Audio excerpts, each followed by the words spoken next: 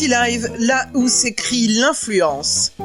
Qui maîtrise les récits façonne l'avenir. Bienvenue dans Fadi Live, le podcast qui explore comment l'IA, l'influence, la géopolitique numérique et les médias redéfinissent les dynamiques de pouvoir. Je suis Fadila Brahimi. J'accompagne dirigeants et organisations à affirmer leur influence et à construire un leadership adapté aux enjeux numériques. Dans Fadi Live, nous décryptons les transformations du pouvoir à l'heure des IA, des algorithmes et de la guerre des récits. Experts, décideurs et citoyens confrontent leur vision en live. Et vous, où vous situez-vous dans ce monde en mutation ? Allez, abonnez-vous et rejoignez le débat.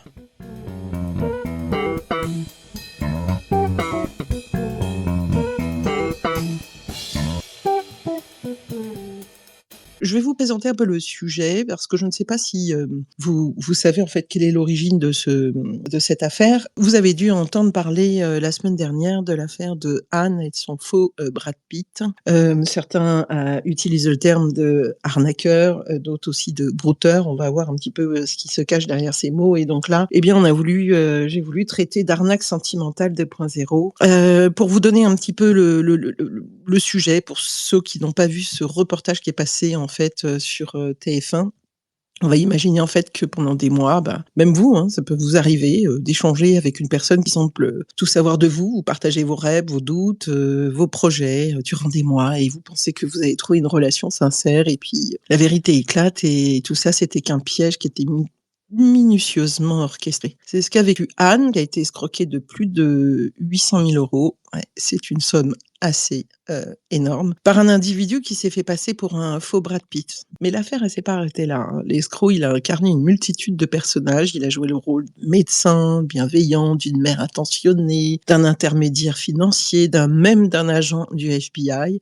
Donc, il a créé toute une mise en scène très machiavélique sur plusieurs mois et où elle a évidemment pas versé 800 000 € d'un coup, mais ça a commencé, on verra après sur les processus, on va dire, traditionnels, mais pour elle, ça a commencé par des frais de douane et puis après où elle devait payer les frais de douane de ses propres cadeaux, puis après des frais médicaux. Et alors, l'histoire ne s'est pas non plus arrêtée au préjudice financier parce qu'après avoir témoigné sur TF1, Anne, elle a dénoncé le processus éditorial du reportage, qui, selon elle, l'a stigmatisé, n'a pas tout raconté de comment ça s'était fait, notamment qu'elle l'avait bloqué, qu'il était revenu une 30aine de fois, etc. Que c'était un peu plus complexe que ça.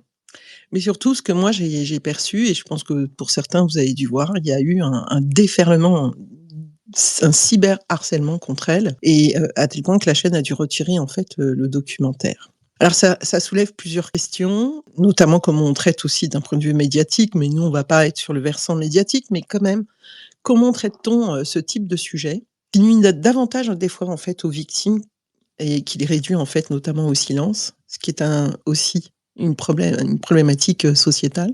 Et ce qui frappe aussi, c'est que l'utilisation, en fait, les escrocs utilisent aujourd'hui des scénarisations, on va dire, extrêmement complexes, des outils technologiques, évidemment, comme le deepfake, les profils IA.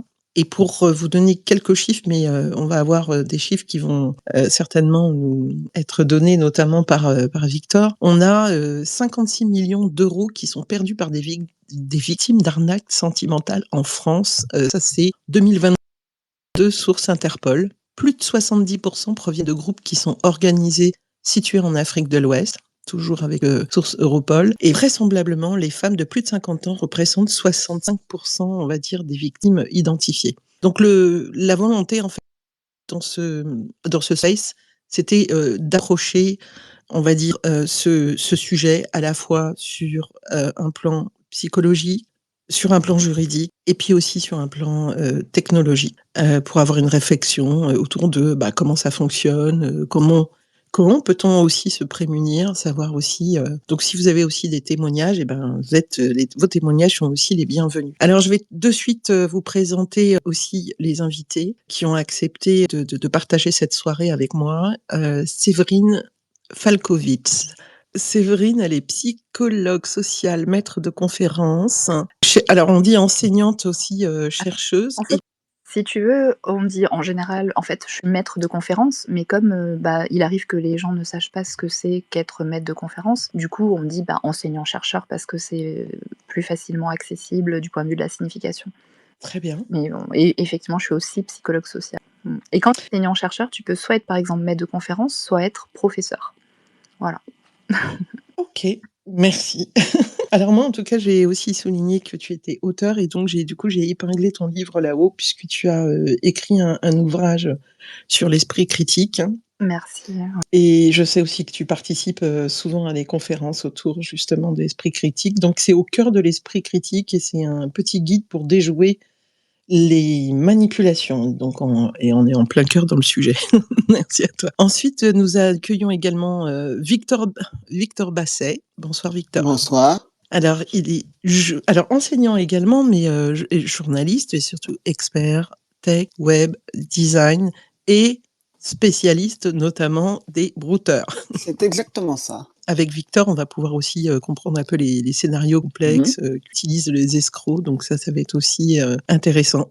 Alexandre Archambault, je vous ai invité à parler, il faudrait que vous acceptiez. J'aimerais, ça se tombe bien en fait, Victor et Séverine, parce que je voudrais vous poser une première question qui est plus en fait de l'ordre de la réaction en fait par rapport à ce que j'ai dit. Quand j'ai lancé en fait l'idée de ce space, j'avais pas mis crédulité, j'avais mis naïveté, manipulation et vulnérabilité. Et Victor m'a dit ah, moi naïveté ça me convient pas et Séverine a proposé crédulité. Ça peut être déjà en fait un bon petit départ déjà pour dire mais quoi faire en fait cette distinction? Pourquoi c'est important pour vous? En fait, quand on parle de naïveté, on pourrait penser qu'il s'agit d'une caractéristique de la personne qui est, stable et donc par exemple, que ce genre de piège ne va toucher que, certaines personnes et pas d'autres. Alors qu'en fait, la crédulité, on peut être tous plus ou moins crédules, à certains moments. Donc en fait, l'idée, c'est justement de se pencher sur les contextes qui vont faire qu'on va tomber parfois, par moments, dans des moments, spécifiques de notre vie, dans des pièges. Et en évitant d'essentialiser la personne, de lui attribuer des caractéristiques à elle seule seraient responsables en fait de ce que nous faisons ou de ce que nous sommes.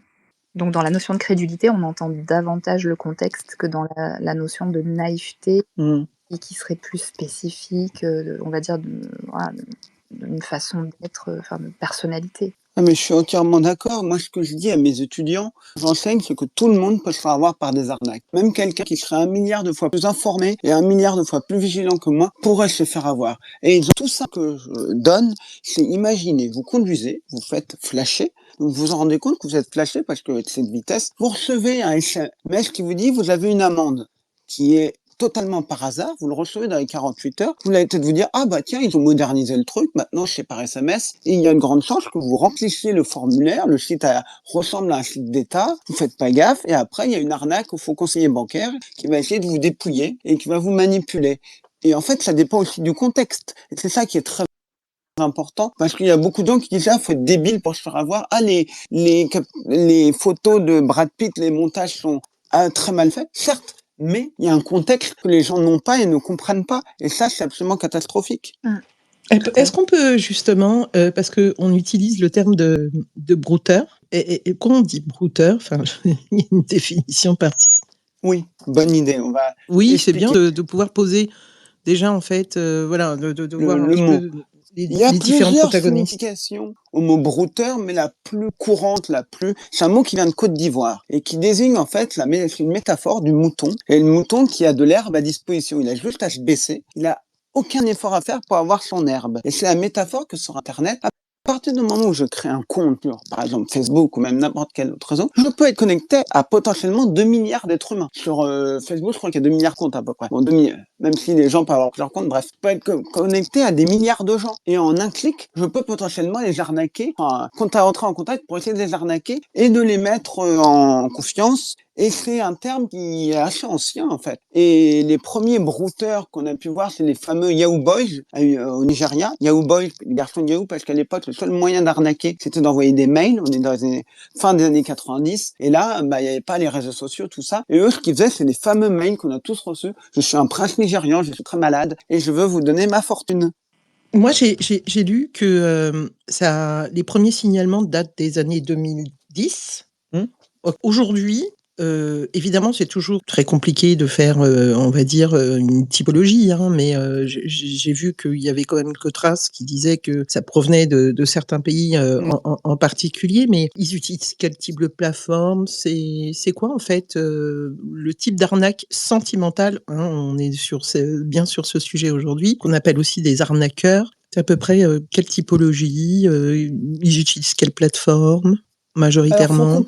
faut comprendre une chose, je vais être très court là, juste dire que les brouteurs, en fait, chaque pays a ses spécialités. Et par exemple, la Côte d'Ivoire, ça va être plutôt les arnaques au sentiment, les arnaques à la célébrité, tandis qu'au Bénin, ça va être plutôt des arnaques financières, prêts, crédits, arnaques aux petites annonces immobilières, arnaques aux escortes, etc., etc. Mais pour revenir à l'arnaque au sentiment, il y a les grands pays qui en font. Il y a le Ghana et le Nigeria pour ce qui est des pays anglophones. Et pour les pays francophones, c'est la Côte d'Ivoire. Donc au Bénin, ils font quasiment pas d'arnaque au sentiment. On a eu l'occasion d'avoir un audio où un brouteur pensait à parler à un Béninois et lui expliquer toutes les arnaques que lui faisait par rapport à l'autre. Et il disait, nous, on fait le love, donc l'arnaque au sentiment. Il expliquait que ça rapportait énormément parce que une victime soit prise peut payer pendant 5 ans, etc. Et donc, pour revenir à ce qu'on disait, en fait, ils vont aller créer des faux profils sur les réseaux sociaux d'hommes ou de femmes. Ça peut être des kidams, ça peut être des célébrités. Ils vont envoyer des messages au maximum. C'est de la pêche au gros. C'est-à-dire qu'ils vont soit envoyer des commentaires, par exemple une réponse à quelqu'un qui a répondu à quelque chose sur une page. Ils vont sur des pages qui sont généralement très populaires, où il y a du monde qui s'échange entre eux. Ils peuvent même acheter le nom d'une page où il y a beaucoup de gens. Ils vont envoyer des tonnes et des tonnes de commentaires. Dire coucou, bonjour, on ne se connaît pas, mais j'aimerais qu'on fasse connaissance. Des trucs parfois qui sont beaucoup plus longs que ça, mais dans cette idée-là. D'ailleurs, si quelqu'un vous contacte comme ça, faut fuir. Et ils peuvent parfois aussi envoyer des messages en privé. Mais c'est sur Facebook, ils en font moins parce qu'il y a une limite par jour. Bah, en fait, justement dans l'affaire de Anne, et je crois que en fait, il y a eu des messages, mais ça s'est déroulé quand même, sur plusieurs mois et j'en profite pour faire, un petit lien là justement et questionner aussi, Séverine. J'ai lancé en fait un sondage, vous pouvez y participer, je l'ai épinglé, où j'ai posé la question de savoir, selon vous, en fait, comment on explique, en fait, le succès des arnaques sentimentales. Et je vous avais proposé 4 options: solitude et isolement, appât du gain. Et c'est vrai que, par exemple, dans le cas de Anne, alors c'était appât du gain dans le sens où, au début, en fait, quand elle a payé, c'était pour payer des frais de douane pour des cadeaux qui lui étaient destinés quand même, hein. Donc crédulité et les usages technologiques. Et à 71%, vous pointez solitude et isolement. Et il s'avère en fait que les études aussi prouvent aujourd'hui qu'il y a une forme de solitude qui s'est d'ailleurs accentuée, notamment chez les femmes, mais surtout depuis la crise sanitaire. Le résultat de ce sondage, Séverine, je ne sais pas si elle t'étonne ou pas? Alors, Pour le moment, hein. vraiment parce qu'en fait, quand on voit que, les arnaques sentimentales sont basées sur le fait, d'essayer d'obtenir, de la personne qui est en face, de l'attention, de l'affection et puis bon après c'est nous qui en retour allons, verser, peut-être de l'argent, des cadeaux. En fait, on voit bien que le besoin des victimes ciblées, tourne autour de ces problématiques d'attention, enfin d'amour et donc du coup, le besoin au départ, c'est celui de venir combler, oui, une solitude, un isolement, peut-être un besoin d'affection, d'amour et en fait, on le retrouve d'ailleurs, dans, toutes les autres formes de dérives. C'est-à-dire que, dans le champ de la santé, les gens vont chercher à aller mieux, donc ils vont voir ceux qui semblent répondre à leurs besoins. Dans le champ de la connaissance de soi, pareil, on va y voir des fois des coachs qui vont nous promettre n'importe quoi, mais parce que, dans la façon dont tout est marketé,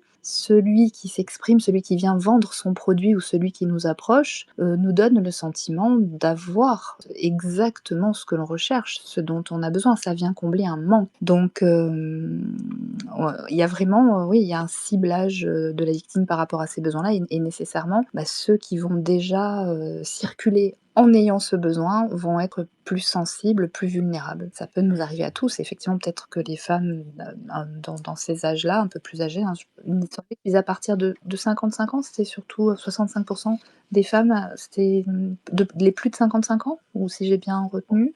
Plus de 50 ans. Plus de 50 ans, voilà.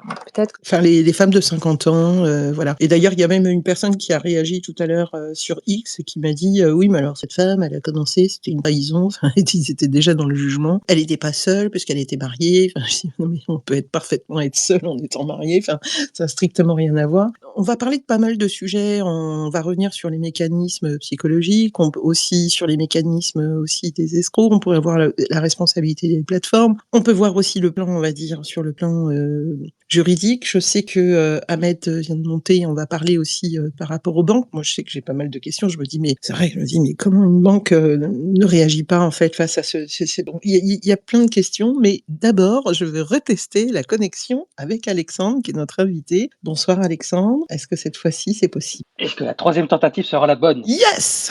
Eh ben voilà, Oui, ça va m'aider on désespéré. entend bien. C'est comme les clés USB, ça marche pas, et ça finit par marcher. Bon, bah génial. Alors, je vous ai présenté Alexandre comme un juriste et en fait, il est avocat. Ouais, malgré les apparences, je suis un vieux juriste, mais un jeune avocat.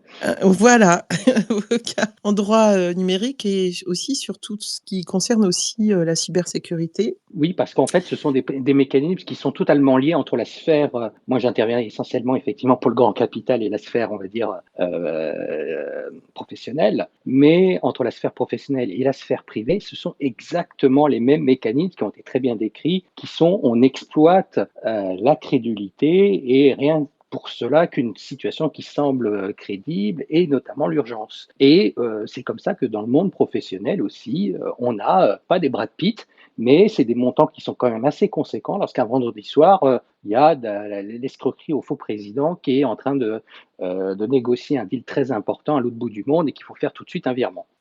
On va passer la parole à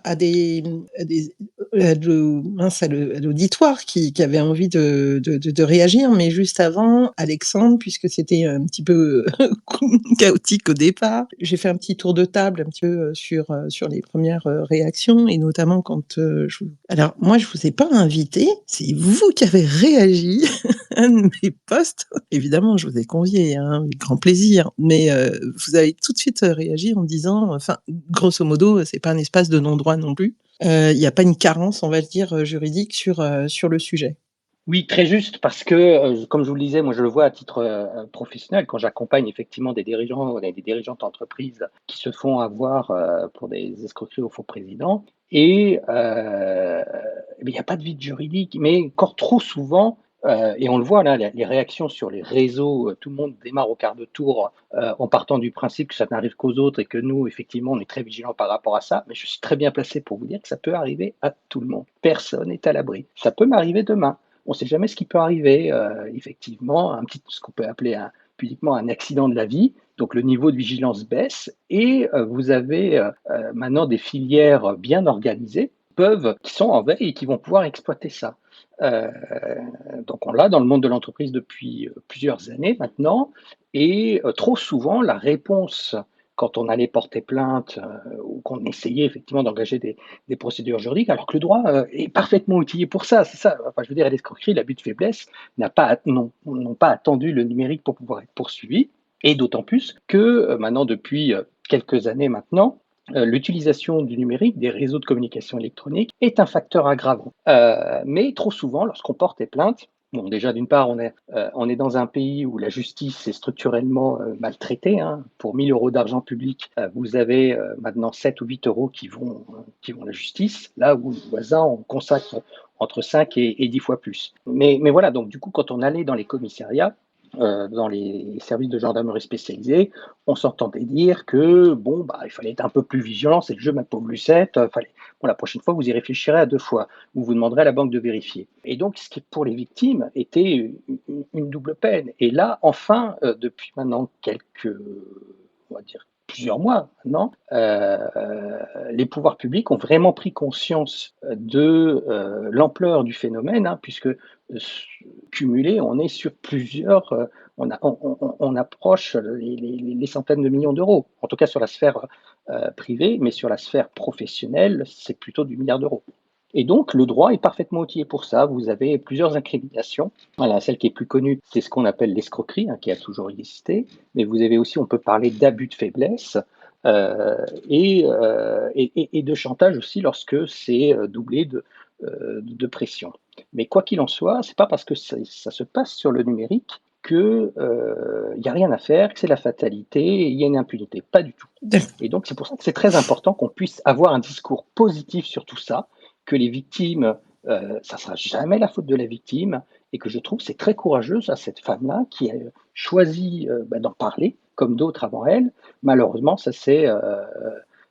l'opinion publique s'est retournée contre elle en la jugeant, alors que non, pas du tout, ça ne sera jamais la faute de la victime. Oui, mais ça, c'est un point commun que vous avez tous les trois, c'est-à-dire que, en fait, c'est vrai que la réaction, à la limite, c'est humain, tous, on peut rigoler, se dire, oh là là, mais comment elle a pu tomber là-dedans, ça paraît évident, etc. Mais bon, ça, c'est une chose, mais le cyberharcèlement qui s'est mis en place derrière, et c'est vraiment, enfin, une double peine, et c'est assez, je crois même qu'il y a des personnes qui trouvaient que l'escroc avait quand même bien opéré. Alors, vous avez compris, nous avons 3 invités et avec cette 3 invités avec Séverine qui est enseignante chercheuse en psychologie, Alexandre qui est avocat en cybercriminalité et Victor qui est un expert enseignant tech, journaliste et spécialiste des brouteurs. Vous allez pouvoir aussi leur poser des questions. On va revenir, je reviendrai moi sur un certain nombre de questions que j'ai listées, mais je vais déjà passer un peu la parole à des personnes qui ont souhaité très rapidement vouloir réagir. Alikis, bonsoir. Oui, bonsoir. Tout d'abord, je voulais dire qu'il y a 3 choses. Donc, d'abord, il y a une bulle en bas à droite pour que les auditeurs qui ne sont pas intervenants, s'ils sont dans la communauté, ils peuvent écrire, poser des questions s'ils n'ont pas envie d'intervenir. Après, donc, dans cette bulle, j'ai justement mis un exemple, et c'est un exemple récent. Et j'ai moi-même reçu un appel téléphonique il y a une semaine. Et de là, je veux dire, il y a quand même 3 types différents. Il y a l'arnaque au sentiment, comme vous avez dans le titre. Le deuxième titre, le deuxième type, c'est les arnaques au faux contrat commercial, du genre le projet du Nigeria qui a 10 millions de dollars qui dorment sur un compte et il faut les récupérer. Oui, mais Alikis, là, on est sur les arnaques sentimentales et on reste sur ce sujet ce soir. Oui. Mais j'entends qu'il y a plusieurs types et on pourrait même y rester pendant des heures, mais là, on parle des arnaques sentimentales. Vite fait, mais parce que j'avais l'impression que Victor, peut-être, avait un peu dérivé sur ces exemples-là. Et pour vous dire que du Nigeria, j'avais reçu à mon travail, en 1998, une lettre postale, un courrier postal. Donc, il faisait carrément des arnaques institutionnelles par la poste, avant Internet. Donc, ils ont commencé il y a très longtemps. Et sinon, donc, le troisième type que j'ai marqué, donc, c'est Cento9, qui alerte pour dire il y a des réseaux d'esclavage qui arrivent à trouver des Cambodgiens, des Vietnamiens. Alors, concernant le sujet de ce soir sur les arnaques sentimentales et les invités, voilà. Est-ce que vous avez une question ou vous vouliez apporter un point par rapport à ce qui a été dit? Non, mais bon, à titre anecdotique, il y a les fosses ukrainiennes en ce moment, oui, avec la guerre en Ukraine, dont elles se font Ah oui, il y a la Miss J qui rigole. Donc les fosses ukrainiennes qui se font passer pour des soldates, et c'est même pas intéressant D'accord. En fait, votre message, c'est de dire qu'aujourd'hui, en fait, il y a des attaques les arnaques sentimentales peuvent être diverses et il faut être assez vigilant, notamment sur les approches. Parce que d'ailleurs, c'est vrai que le sujet de l'actualité, parfois, en fait, peut, comment dire, être justement exploité, notamment en lien avec des guerres ou autres. Je vais passer la parole à Ahmed Alikis, et si vous souhaitez réagir après, vous pourriez le faire, vous levez la main. Ahmed, bonsoir. Oui, bonsoir à toutes et à tous. J'espère que vous allez Bienvenue. bien. Merci déjà pour ce space parce que pour le coup, oui, je trouve que c'est intéressant de rebondir sur ce qui s'est passé autour de Anne, parce qu'effectivement, au premier abord, on peut très facilement lui tomber dessus et essayer de se moquer d'elle et dire qu'elle a été, excusez-moi du terme, débile ou quoi, de tomber dans le piège. Mais ça a été répété et je pense que ça commence par là, la sensibilisation sur ce sujet. On le répétera jamais assez. Il y a une arnaque pour toutes et tous. Et la meilleure arnaque, c'est celle qu'on ne découvre pas. Ça veut dire qu'il y en a plein qui pensent qu'ils sont à l'abri des arnaques et ça se trouve, en fait, ils ont déjà été arnaqués plusieurs fois sans jamais s'en rendre compte. Et donc, je pense que la meilleure des sensibilisations, c'est que chacun se dise que n'importe quand il peut tomber sur une arnaque comme celle-ci. Et c'est quelque chose qui est très lié au contexte. Je crois que c'est Séverine qui en a parlé tout à l'heure, dans le sens où il suffit que ça tombe dans une mauvaise période de votre vie, avec un petit peu de relâchement, des accidents de la vie, ça va pas bien, une relation amoureuse qui s'est mal terminée, etc. Et voilà. Et quelqu'un va vous envoyer un message. Il va, au début, ça se travaille c'est des semaines et des semaines de travail du brouteur, où il va essayer de vous influencer, d'instaurer un climat de confiance, etc. Et puis ensuite, vous êtes dedans et vous en rendez même pas compte. Et c'est trop tard que vous en rendez compte souvent. Et en plus, quelqu'un comme Anne, finalement, j'ai envie de dire qu'elle s'est rendue compte de l'arnaque. Même si, aussi gros que l'arnaque elle s'en est rendue compte. Et il faut se rendre compte que, il y en a plein qui s'en rendent pas compte et que, ils se font arnaquer et ça dure sur des semaines, des mois, peut-être même parfois des années. Il y a des familles sur des arnaques brouteurs comme ça, où tu as des femmes qui sont parties, même des hommes, qui sont partis jusqu'au Nigeria et au Bénin, là-bas, parce ils ont réussi à les attirer pour encore mieux les escroquer et encore mieux leur soutirer de l'argent. Donc il y a cette sensibilisation à faire, encore une fois, à se dire, il y en a tous les goûts, malheureusement, et que c'est quand on se sent comme ça à l'abri des arnaques qu'on est encore plus susceptible de tomber dans l'une d'elles. Donc je voulais juste vraiment insister sur ce fait-là. Après, Fadila, si tu auras d'autres questions sur pourquoi il y a parfois des difficultés au niveau bancaire, etc., je pourrais peut-être y répondre. J'avais travaillé quelque temps avec le service des fraudes dans le domaine bancaire et on avait beaucoup d'arnaques au brouteur. Et Bah c'est parce tiens, que l'une des raisons. ça ne t'a pas étonné, enfin, je veux dire que la banque n'ait pas réagi? Alors, pour le cas de Anne, ce qui est étonnant, c'est que je crois que ça a été dit dans le reportage en plus, c'est que il semble qu'il n'y ait pas eu de track fin qui ait été fait, c'est-à-dire que tout le système anti-blanchiment, financement du terrorisme, pour les sommes qu'elle a fait en virement, en plus sur des comptes à l'étranger, normalement au premier virement, ça aurait dû alerter. Et je ne sais pas ce qui s'est passé, je ne sais pas où est-ce que ça a capoté, mais déjà, il y a un gros problème effectivement au niveau de la vérification de son conseiller bancaire ou même de la banque où elle est sur les virements qui ont été faits à l'étranger sur un compte en turc. C'est pas dans ses habitudes de faire autant de virements. Normalement, au deuxième virement, il y a une alerte rouge sur le système bancaire qui dit attention, ce compte-là fait des virements sur un compte qu'on ne connaît pas et avec des montants dont elle n'a pas l'habitude de faire. Il faut vérifier, il faut lui demander où est-ce que cet argent va. Et à partir de là, normalement, ils auraient pu la questionner, lui demander qui est le receveur, demander plus d'informations à la banque qui recevait l'argent, et là se rendre compte que il y a peut-être un problème avec ce compte-là, il aurait pu être évité beaucoup plus tôt dans l'histoire. Donc oui, effectivement, au niveau bancaire, il y a eu un gros souci. Je pense que pour le coup, elle peut très facilement, et là c'est Victor et ceux qui sont là, c'est des invités qui pourront mieux y répondre, mais Anne a beaucoup plus de chances que dans d'autres cas de récupérer son argent, ou au moins une partie de son argent, parce que la banque est clairement en tort, en tout cas a fait beaucoup d'erreurs sur son dossier. Ouais.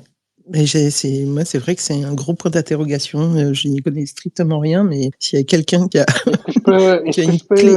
compléter les propos là? Oui, bien sûr. C'est toujours très délicat parce que, attention, l'histoire d'Anne, elle est effectivement publique. Mais les modalités, elles ne le sont pas du tout. D'accord, nous n'avons pas accès au dossier. Donc, avant d'en arriver à la conclusion très arrêtée qu'il y ait eu des erreurs bancaires, attendons de voir les tenants et les aboutissants du dossier. On ne sait pas Oui, si on ne sait pas effectivement, Ouais. si elle a on ne sait pu pas si c'est effectivement pas passé fournir par des des preuves, comptes enfin, des relais au justificatifs, ouais. niveau national pour tromper les vigilances. Une nouvelle Mais fois, ayons bien à l'esprit que nous avons affaire à des filières organisées qui savent très bien comment fonctionnent les banques et qui savent très bien comment faire pour être toujours sous l'écran radar. et Donc surtout que attention à avoir un avis très arrêté sur un dossier lorsqu'on n'a pas Ah non, accès à tous pas les d'avis, c'est paramètres. une question, hein. surtout que là Mais où je vais aller excellente alerte, maître. mais là où je suis d'accord avec lui, c'est surtout que là, en plus, c'est vraiment des gros montants qu'elle a fait Mmh. en virement. Et que si eux se permettent de lui demander des virements tels quels, c'est que derrière, ils ont quand même sécurisé le truc. Et Tout à donc, fait. oui, effectivement, ils ont pu lui fournir des preuves, ou en tout cas des justificatifs qu'elle donnerait à la banque pour rassurer la banque. Mais bon, les montants restent quand même assez faramineux, donc ça posait question au niveau bancaire. Mais effectivement, vu les montants, derrière, les brouteurs, ce sont des professionnels, hein. Et pour de tels montants, ils ont dû travailler, sécuriser derrière de manière très efficace. Mmh. Attention, il y a aussi un élément à prendre en compte. Le compte était très largement créditeur. Oui. Il y a quand même un truc qui s'appelle le secret bancaire. Mmh. D'accord? Le respect de la vie privée. À partir du moment où vous avez un compte créditeur et on ne sait pas par quel effectivement, mais clairement, il y a dû mise en œuvre une somme de plusieurs types de mécanismes. Mais quand vous avez un compte qui est créditeur, si effectivement, alors la fréquence des virements aurait dû alerter, mais qui vous dit que ça n'a pas déclenché des alertes et que les filières qui ont exploité Anne n'ont pas conditionné pour pouvoir apporter des réponses de nature à rassurer si jamais il y avait des appels du banquier.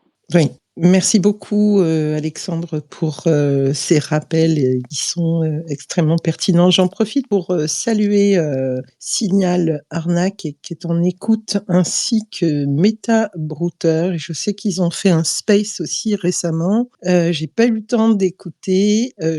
Promis, je le fais dès que possible. Et c'est bien en fait qu'il y ait eu aussi d'autres spaces, parce que je pense qu'on a besoin aussi de pédagogie en fait sur le sujet. J'ai Lamis JC, je crois. Il a changé son pseudo, JC, ou j'ai rêvé? D'accord. Lamis, bonsoir. Oui, bonsoir Fadila, bonsoir tout le monde. Alors moi je suis montée parce que, alors pour le coup j'ai raté le début du space, donc en tout cas merci pour ce que j'ai entendu jusqu'ici. Je suis montée pour apporter un témoignage personnel parce que ce sujet me touche particulièrement. Au niveau du titre, qui, indique crédulité, manipulation ou vulnérabilité, à mon sens, il peut pas y avoir de manipulation si déjà il y a pas vulnérabilité et s'il y a pas esprit averti. Et ce sujet me touche particulièrement parce que ma maman a été touchée par cette situation, parce qu'il se trouve que mon papa, il est décédé il y a nombreuses années maintenant et elle a découvert, les réseaux sociaux.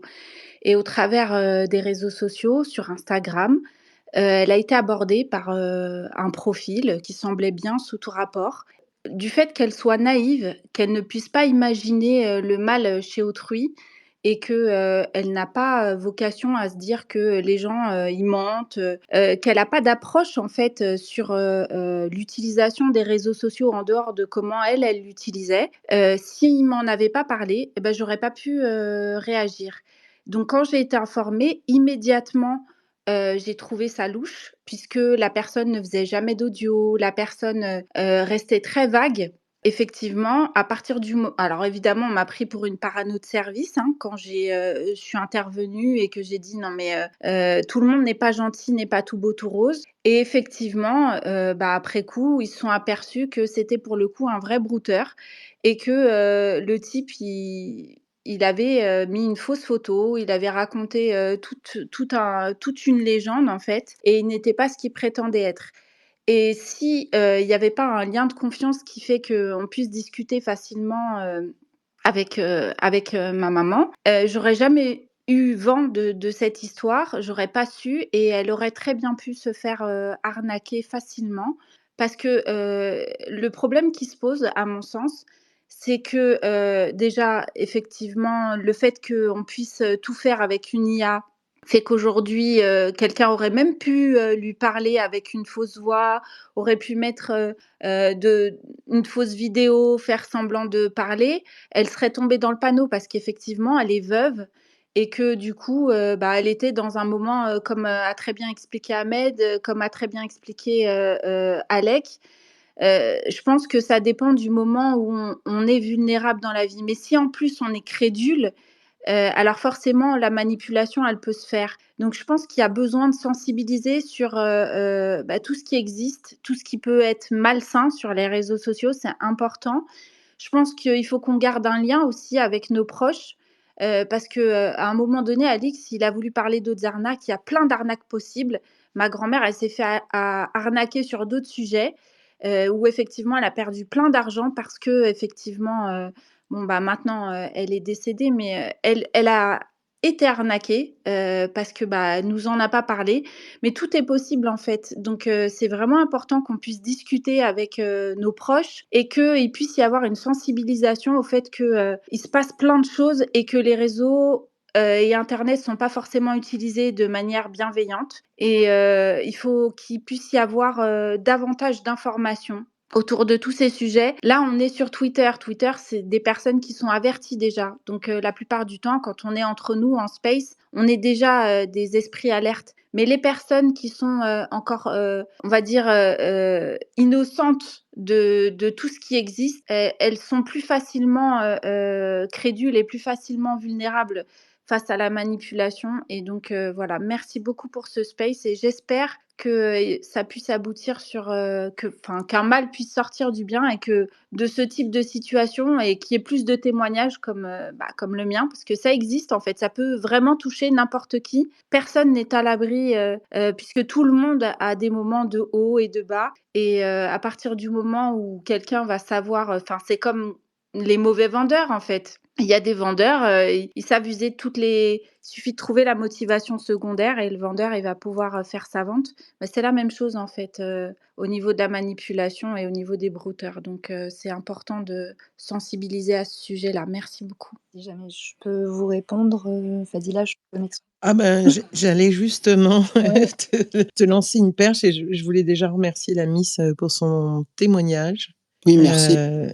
Oui, je pense que c'est important aussi, d'en parler. Je te laisse, réagir, c'est bon. Tout d'abord, merci effectivement pour votre témoignage et donc vraiment désolée pour votre maman et pour votre grand-mère. Alors, j'aimerais là encore revenir sur la notion de naïveté, de crédulité. En fait, quand on y réfléchit, est-ce qu'on peut considérer que, par essence, votre maman, votre grand-mère sont naïves, crédules ou alors tout simplement qu'elles n'ont pas eu accès aux bonnes connaissances qui leur auraient permis de se méfier? Parce que quand on y réfléchit, les personnes plus âgées peuvent peut-être et d'ailleurs c'est peut-être pour ça que les femmes, de plus de 50 ans, sont peut-être plus facilement ciblées que les plus jeunes, mais peut-être que les personnes plus âgées ont une pratique des réseaux sociaux, une connaissance des réseaux sociaux qui est moindre et nous avons tous en fait besoin, dans nos relations d'accorder notre confiance. Bon et quand on ne sait pas, de quelle manière quels sont les dangers qui peuvent se présenter autour de la confiance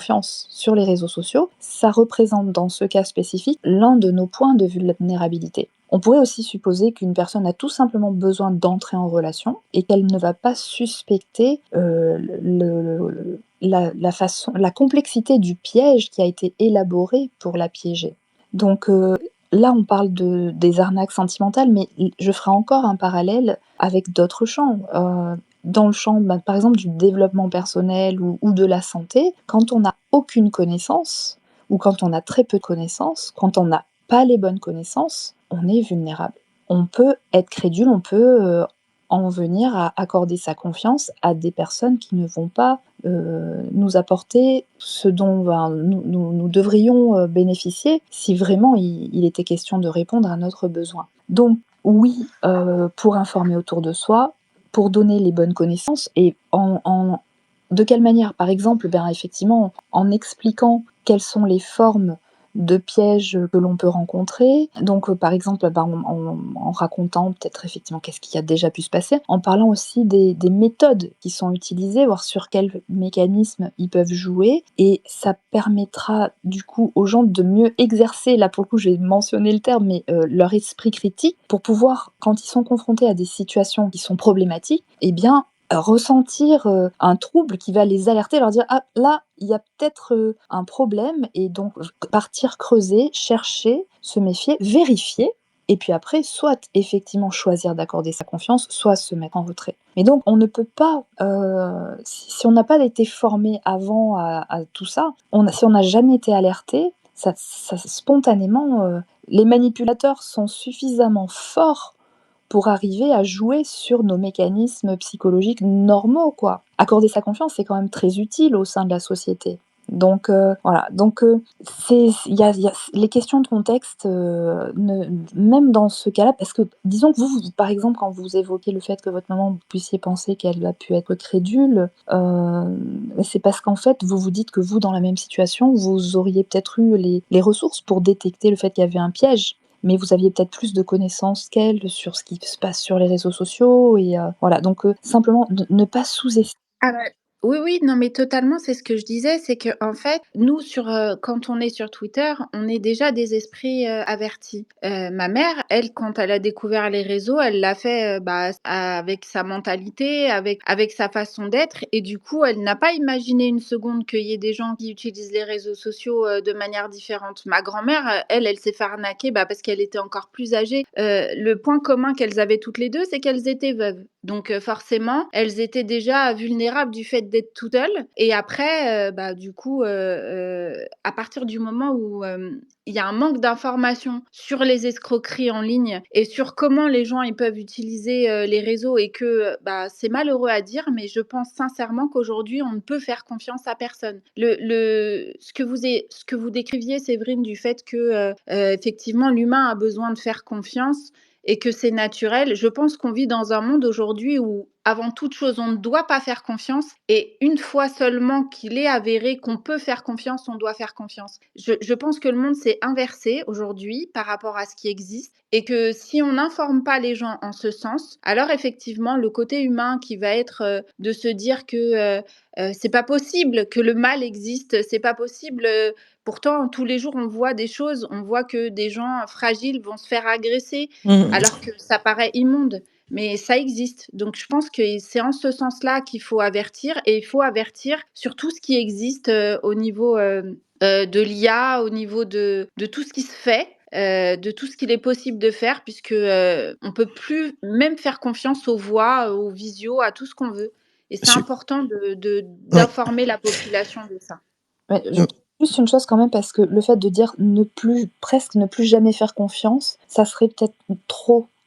Parce qu'en fait, je dirais qu'en fait, il y a déjà des caractéristiques qui peuvent être repérables et qui peuvent nous amener peut-être à nous dire là, je ne vais pas faire confiance tout de suite. Parce qu'en même temps, si on était tout le temps dans l'absence de confiance, après, derrière, on vivrait dans l'anxiété. Ça serait quand même très compliqué. Donc, mais apprendre à reconnaître les caractéristiques qui se doivent de nous poser question, par exemple en faisant du pré-banking, voilà, en voyant avant que ces situations qu'on ne les rencontre, les connaître pour être capable de les repérer derrière, ça peut aider. Justement, avant de passer la parole à JCW et ensuite à R. Alors R, je ne sais pas pourquoi, ça fait au moins 3 fois ou 4 fois que je vous accepte en intervenant. Fadila, est-ce que je peux juste dire une dernière Oui, chose, mais et puis après non, non, mais après, promis, j'arrête. En fait, peut-être que je me suis mal exprimée, mais c'est un peu, dans la même idée que la distance de sécurité qu'on va avoir en voiture. En voiture, il est nécessaire d'avoir une distance de sécurité pour éviter, un accident, si jamais, pour X raison, quelqu'un devait freiner ou s'il arrivait quoi que ce soit. Eh ben, je pense que c'est ce que devrait avoir chaque être humain à l'égard d'un autre, surtout dans la société dans laquelle on vit, avec tout ce qui se fait. C'est dans ce sens-là que ouais, alors j'exprimais, cette idée, c'est vrai. j'entends justement, je voulais profiter du fait que nous avons, aussi, Victor, Basset qui est avec nous, qui a l'habitude aussi d'étudier en fait un peu ces affaires-là. Est-ce qu'il y a une ou deux alertes type message, je sais pas, qui devraient nous alerter? Oui, il y en a. Si on parle strictement de l'arnaque au sentiment, la première chose, si quelqu'un arrive et veut faire connaissance avec vous sur un site qui n'est pas fait pour ça, faut fuir. Je veux dire, après, ils vont aussi sur les sites de rencontres, donc ça peut être un peu plus compliqué. Mais généralement, si quelqu'un arrive et vous dit coucou, on se connaît pas, on veut faire connaissance, faut fuir absolument. Si quelqu'un que vous n'avez jamais rencontré vous demande de l'argent, quel que soit le motif, ou demande d'investir dans quelque chose, vous propose d'investir, quel que soit le type d'arnaque, faut fuir absolument. Et surtout, je terminerai par dire une chose, si la personne vous demande des papiers d'identité, des quittances de loyer, des factures, quel que soit, ça peut être des fois des arnaques au sentiment, mais aussi des arnaques au logement, tout ça, faut fuir absolument. Et je terminerai juste par dire une chose, faudrait vraiment qu'il y ait une campagne d'ampleur, comme il y en a pour les cigarettes, pour l'alcool, pour le je ne sais pas quoi, pour les arnaques en ligne, qu'on en parle régulièrement, de plus en plus, parce que s'il y a énormément de gens qui se moquent aujourd'hui, c'est qu'il y a une mésinformation totale sur le sujet. Et si on en arrive à là, c'est ce problème-là aussi. Alors là, je partage en fait tous les points. Je me suis juste dit que quand même, je pense aussi que parfois ça démarre pas forcément tout de suite par des papiers ou de l'argent ou de la drague de manière ouverte, mais peut-être parfois ça démarre déjà par un simple message amical. Et après, ça rentre, on va dire, dans un engrenage. C'est-à-dire, si on commence à répondre, je pense que ça commence aussi par là. On va en revenir là-dessus, mais je vais passer la parole à JCW qui attend depuis un moment. Bonsoir. Bonsoir Fadila, bonsoir tout le monde. Bienvenue. J'espère que tout le monde va bien Oui, et que vous merci. avez passé une bonne année. Cependant, Un bon début d'année, on n'a pas encore fini l'année là. mais ça c'est pas grave. Ça. Je Donc, te taquine. d'accord. Moi je vais revenir sur ton point. Je voulais revenir sur ce que disait Ahmed. Donc, si nous, quand on nous donne une information, on demande les sources. Jusque-là, vous me suivez. Une personne qui va sur Facebook, tout en sachant que Facebook n'est pas un site de rencontre. Donc, comment la personne peut se faire arnaquer, qu'elle soit 50 € ou pas, et tout en sachant que la personne, elle ne les connaît pas. Donc, même si la personne va installer un climat de confiance, comment cette personne n'est pas capable à un moment donné de savoir qu'il est sous forme la piège ou d'une emprise si la personne est en pleine possession de ses moyens. Ça, c'est déjà c'est-à-dire la première chose. Et ensuite, quand je vais revenir maintenant sur Twitter, sur une affaire sur Twitter où une personne, en gros, elle s'est fait plein de doxing. Pourquoi? Parce qu'en fait, eux, ils avaient oublié un petit détail que les spaces Twitter sont des espaces publics. Jusque-là, vous êtes d'accord, Fadila. Donc, tu dois pas donner des informations sur toi. Parce que dans le sens où, comme on peut enregistrer, tu sais pas en gros ce qui peut t'arriver, ou une personne qui n'a pas une familiarité avec des personnes qui n'ont pas discuté avec des gens, bah tu n'es pas censé donner des informations qui sont personnelles ou autres. Parce que si jamais il t'arrive quelque chose, qui est responsable? Mais c'est toujours la personne qui les donne. Donc, quand j'allais vous citer un mot exemple, votre compère, dire Suleiman Premier, quand il fait ses soi-disant interviews, lui, c'est pas que une personne personne qui va parler de sa propre personne. Vous savez, si la personne remarque quelque chose qui arrive dans sa vie ou autre, bah, ça reste toujours celui qui est haut du space, qui est responsable de ce qui va se passer. C'est pour ça que moi, je me pose la question, que ce soit Suleiman Premier ou autre, hein, comment ce genre de choses peut-il arriver dans un space? Donc c'est ça, donc c'est ça le problème de fond. Parce que même, je vais vous donner un mauvais exemple, où même Philippe Comte est même tombé en plus dans le piège de Suleiman Ier. Là, c'était un space que Suleiman Ier avait fait quand? Je crois que ça doit être en 2023, un truc de genre. Donc c'est pour ça que je me suis posé la question, si le monsieur Philippe Comte, il était conscient de ce qu'il faisait. Ça, c'est une parenthèse. On a un scoop, c'est-à-dire, Suleiman a dragué Phil Comte en 2022. non, Non, je plaisante. mais non, c'est pas une blague. Parce qu'en fait, lui, il voulait savoir qui il est, son paradigme, etc. Donc, il a pris en interview. Donc, le fait que je vois que Philippe Comte est tombé dans le piège, et heureusement pour lui, qu'il n'a pas donné trop de détails importants. Vous voyez? Parce qu'en fait, il y a des gens qui ne sont pas conscients de ce qu'ils disent ou de ce qu'ils font. Pourquoi? Parce que la personne, en période où il y avait des trucs de anti-vax pro-vax, on vous rappelle, Madame Fadila, vous savez qu'est-ce qui s'est passé? Il y a des personnes qui ont perdre leur, c'est-à-dire leur emploi. Vous comprenez? Parce qu'il y a des gens qui sont pas conscients.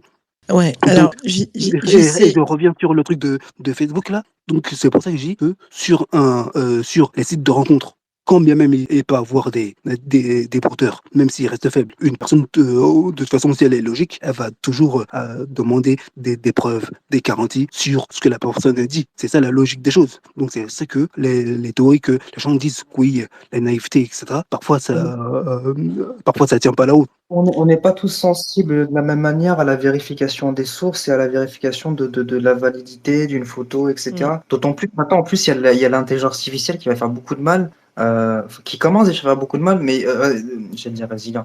J'y sais, on n'a pas. On regarde ne serait-ce que sur les sources d'informations liées à la télé, enfin liées aux news, on peut tomber sur des fake news. Et là, on parle de photos, on parle de choses qui peuvent être photoshopées et qui peuvent maintenant être faites automatiquement par une assistance artificielle. Ce qui fait que nous, on a cette sensibilité et on arrive à identifier le vrai du faux. Et encore, ça devient compliqué, de plus en plus compliqué.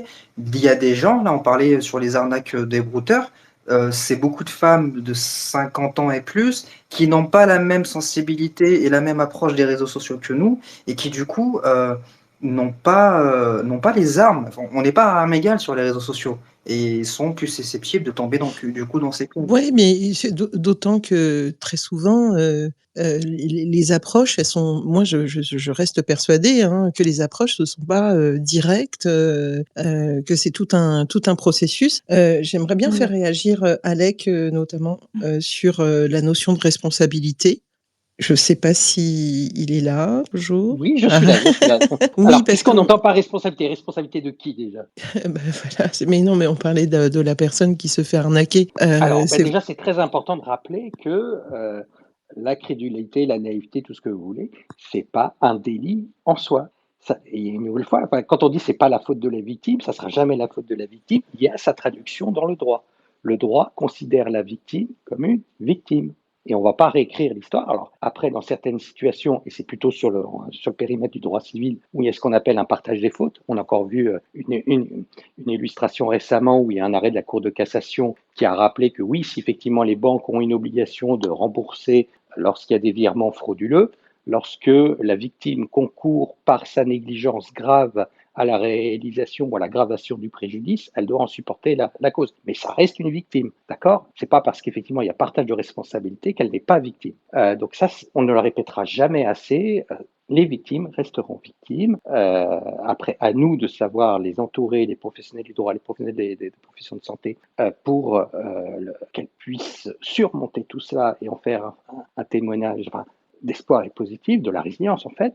Mais le droit est parfaitement outillé pour se concentrer sur la principale responsabilité, avant tout, c'est celle des arnaqueurs, que ce soit financier, les escroqueries ou les arnaques à la romance. Alors après, on peut voir qu'il y a des modalités opérationnelles qui compliquent les choses, notamment lorsqu'il y a des filières internationales qui nous amènent sur des pays un peu plus éloignés ou pas vraiment à portée de main, mais pour autant, ce n'est pas parce qu'il y a une complication qu'on ne peut pas mettre en œuvre.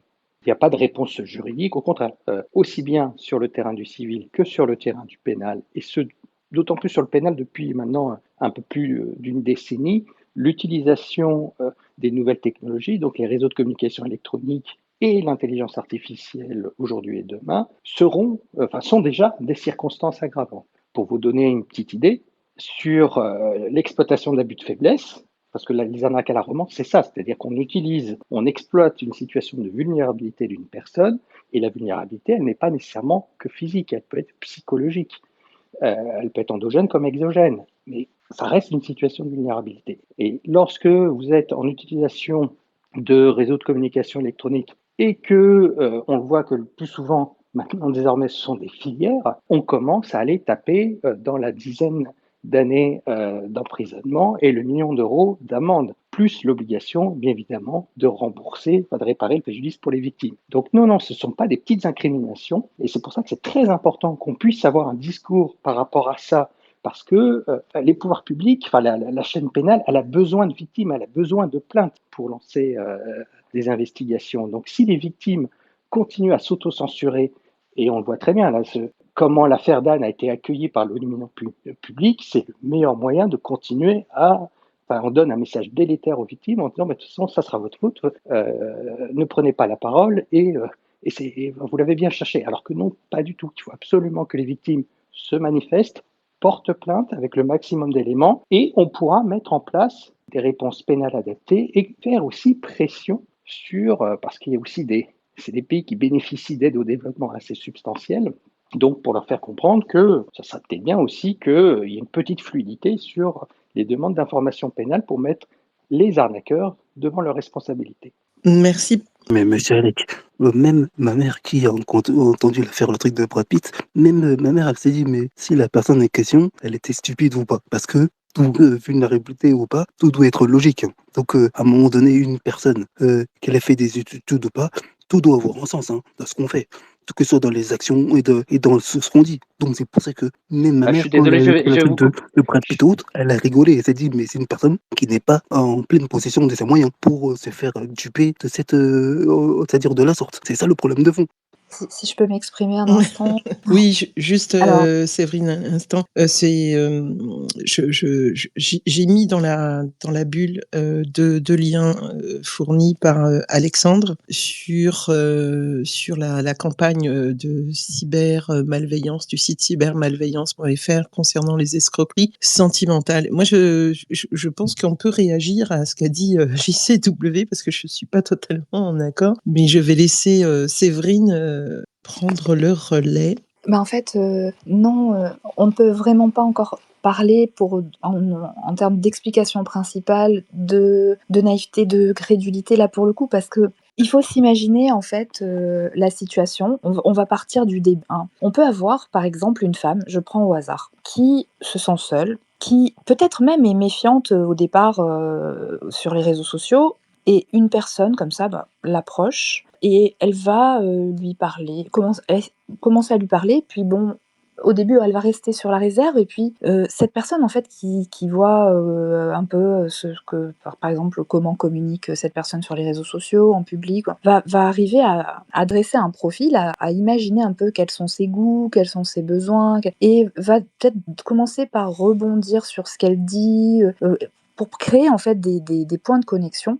Et donc, cette femme qui se sent seule va peut-être se sentir bien parce qu'on va lui prêter de l'attention. Et puis après, ça va pas se faire tout de suite, puisqu'on voit que des fois, ça peut se déployer même sur des mois. Il va y avoir une relation, du coup, peut-être au départ juste amicale, qui va se développer. Et la personne que vous avez en face va vous dire qu'elle se sent seule. Alors, comme elle est à votre écoute depuis un temps, vous allez être aussi à son écoute, vous allez être empathique, puis parfois même vous allez avoir de la peine, et vous allez commencer peut-être à avoir des émotions positives avec une vraie relation que vous avez le sentiment de voir se développer. Donc, la confiance s'installe. Et il est possible, comme ça, que de proche en proche, une fois que vous avez entamé une relation, et bien comme dans la vie de tous les jours, vous ayez aussi le sentiment qu'en fait vous êtes comme dans la vraie vie, parce que qui suspecterait une personne face à soi qui passe autant de temps, et qui serait capable en fait d'avoir pour seul objectif au final de vous extorquer de l'argent. Enfin, donc on va y croire. Et donc au départ, ça pourrait toucher en fait n'importe qui. L'une des choses en fait qui pourrait permettre ce type de relation, c'est notamment le fait qu'il y ait l'établissement de ces points de connexion. Alors ça peut être aussi le fait d'imiter sa victime dans ses modes de fonctionnement, dans ses besoins, dans ses goûts, parce qu'en fait on va se rapprocher des personnes dont on se sent proche, semblable. Hein. Donc quand on a des goûts communs, des façons de voir le monde communes, on va se sentir peut-être de plus en plus proche, il va y avoir une vraie connivence qui va s'installer. Et après, donc voilà, comme ça, on a posé un premier acte, puis après peut-être un deuxième, dans une direction donnée, et puis la relation se poursuit. Et donc, on a mis le doigt dans un engrenage, en fait. Donc, de proche en proche, on peut peut-être dire, oui, tu es dans la difficulté, tiens, je te donne ça, et puis après, ça va être peut-être de plus en plus, et donc, après, bien sûr, ça dépend des moyens dont dispose la personne, mais si pour elle a la possibilité de verser de l'argent, ou alors si elle a vraiment l'impression que la personne à laquelle elle tient, avec laquelle elle a noué une relation peut-être qu'au final elle n'a pas en dehors de ce réseau social, dans la vraie vie, elle va donner d'elle-même. Donc, même si nous, quand on arrive en bout de course, on regarde ça et on se dit: «Mais c'est complètement fou. Comment est-ce possible?» Mais on ne voit pas de quelle manière, cette relation comment dire? S'est développée et la façon insidieuse dont les manipulateurs peuvent avoir, travaillé au corps leurs victimes pour, de proche en proche, rendre crédibles, tous les éléments, auxquels ils les ont amenés à adhérer. Donc voilà, donc je pense qu'il faut vraiment sortir du jugement pour, prêter justement attention à ces contextes et alerter. Parce que si en plus on se contente de dire que, là on a affaire qu'à des personnes crédules, des personnes qui vont être, naïves, finalement, on a on augmente les chances d'être victime soi-même parce qu'on va se sentir à l'abri. Voilà. Par contre, donc en regardant le contexte, ouais, on va se rendre compte du fait que, non, c'est vraiment beaucoup plus, complexe que ça et en fait, ils sont très forts. Si ça marche autant, c'est que justement, a priori, tout le monde peut se faire piéger. Ouais et c'est important de revenir là-dessus parce que oui, OK, la première réaction, c'est de rire et de voir en plus, face à cette somme, de se dire: «Mais, comment est-ce possible?» et cetera. Bon, ça, c'est une chose. Le cyberharcèlement qu'il y a eu, en fait, derrière, je pense, en fait, que ça peut aussi nuire, au témoignage, en fait, de victimes et le fait de faire savoir que ça existe et qu'il y a beaucoup de personnes qui se font avoir. Merci beaucoup Séverine d'être revenue sur, l'escalade parce que c'est tout un processus et c'est important, en fait, de comprendre, comment, en fait, petit à petit, on se fait piéger, en fait, par une toile parce qu'il s'agit bien d'une toile. Alors, je vais passer la parole à R que j'ai accepté 6 ou 7 fois, donc j'espère que cette fois-ci, ça fonctionne. Bonsoir, et ensuite nous avons je sais plus si c'est Sandy ou Phil et Sandy, mais on va voir. On va gérer ça ensemble. R, est-ce que vous pouvez parler à présent? Bonjour, est-ce que vous m'entendez bien? Yes, eureka. Bonsoir, bienvenue. Bonsoir Fadila, bonsoir à tous les intervenants. J'avais pris votre espace un peu en cours, mais il m'a interpellé parce que je vais, si vous me permettez, je vais parler un peu de ce qui m'est arrivé. C'était en décembre 2023. C'est tout à fait une arnaque au sentiment puisque moi en fait à cette époque-là, je recherchais un travail et donc j'avais candidaté sur pas mal de sites d'emploi et notamment Indeed. J'ai été contacté donc par une personne qui s'est avérée être un arnaqueur. Il m'a et je me suis fait, après coup, je me suis énormément voulu. Je me suis dit mais comment j'ai pu être aussi con de ne pas avoir détecté que c'était un brouteur parce que il m'a envoyé un contrat de travail qui me semblait en tout point correct. J'ai dû lui envoyer mes copies de carte d'identité recto verso, de carte vitale. Enfin, je vous laisse imaginer Tout ce que Victor disait tout à l'heure qu'il fallait voilà, absolument exactement. pas faire, en fait. Voilà, Ouais. je vous laisse imaginer un petit peu le truc. Je me suis vraiment senti quand j'ai compris que c'était une arnaque, parce que en plus de ça, il m'a il m'a il m'a soutiré plus de 1 000 euros. Je me suis senti vraiment comme un con. Et je me suis senti, et ça c'est la première sensation, de me sentir comme un con. Et après je m'en suis voulu à moi-même parce que je me suis dit mais comment j'ai pu me faire avoir alors que d'habitude euh, je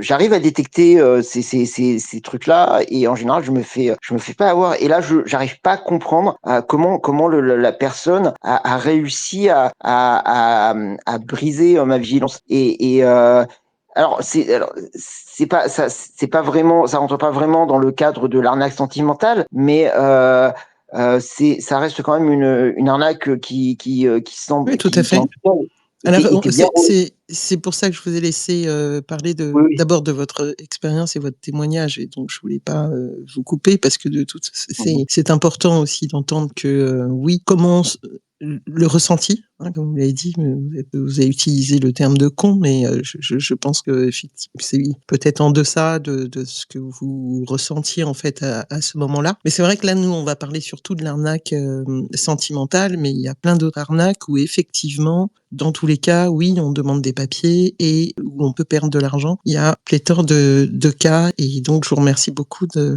d'avoir témoigné. C'est Merci. courageux aussi de témoigner, parce que Merci. finalement, c'est de témoigner d'une faiblesse qu'on a eue à un Oui. moment donné.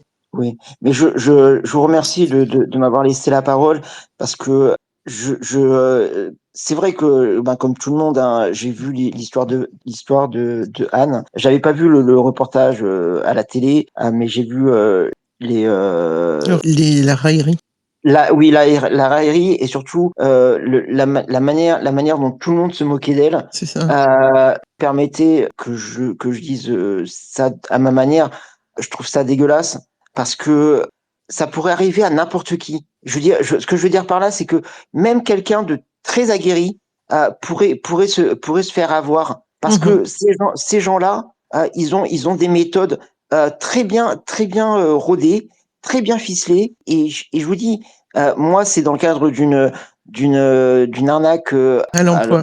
à l'emploi, ce que je connaissais pas du tout, hein. Mais il y a toutes sortes d'arnaques comme ça qui peuvent arriver. J'ai aussi vu sur le Bon Coin, Alors il y a là, par énormément. contre, je vais vous stopper parce qu'on va pas faire toutes les arnaques, Oui, et il y oui, a bien des sûr. personnes qui attendent pour prendre la Mais parole. en fait, je veux dire, c'est que les gens toutes les personnes qui ont pu se moquer d'elle sur Twitter, en tout cas, je vais pas leur souhaiter que ça leur arrive, mais je veux juste dire que il faut qu'ils fassent attention parce que ils pourraient très bien tomber dans ce piège-là. Voilà.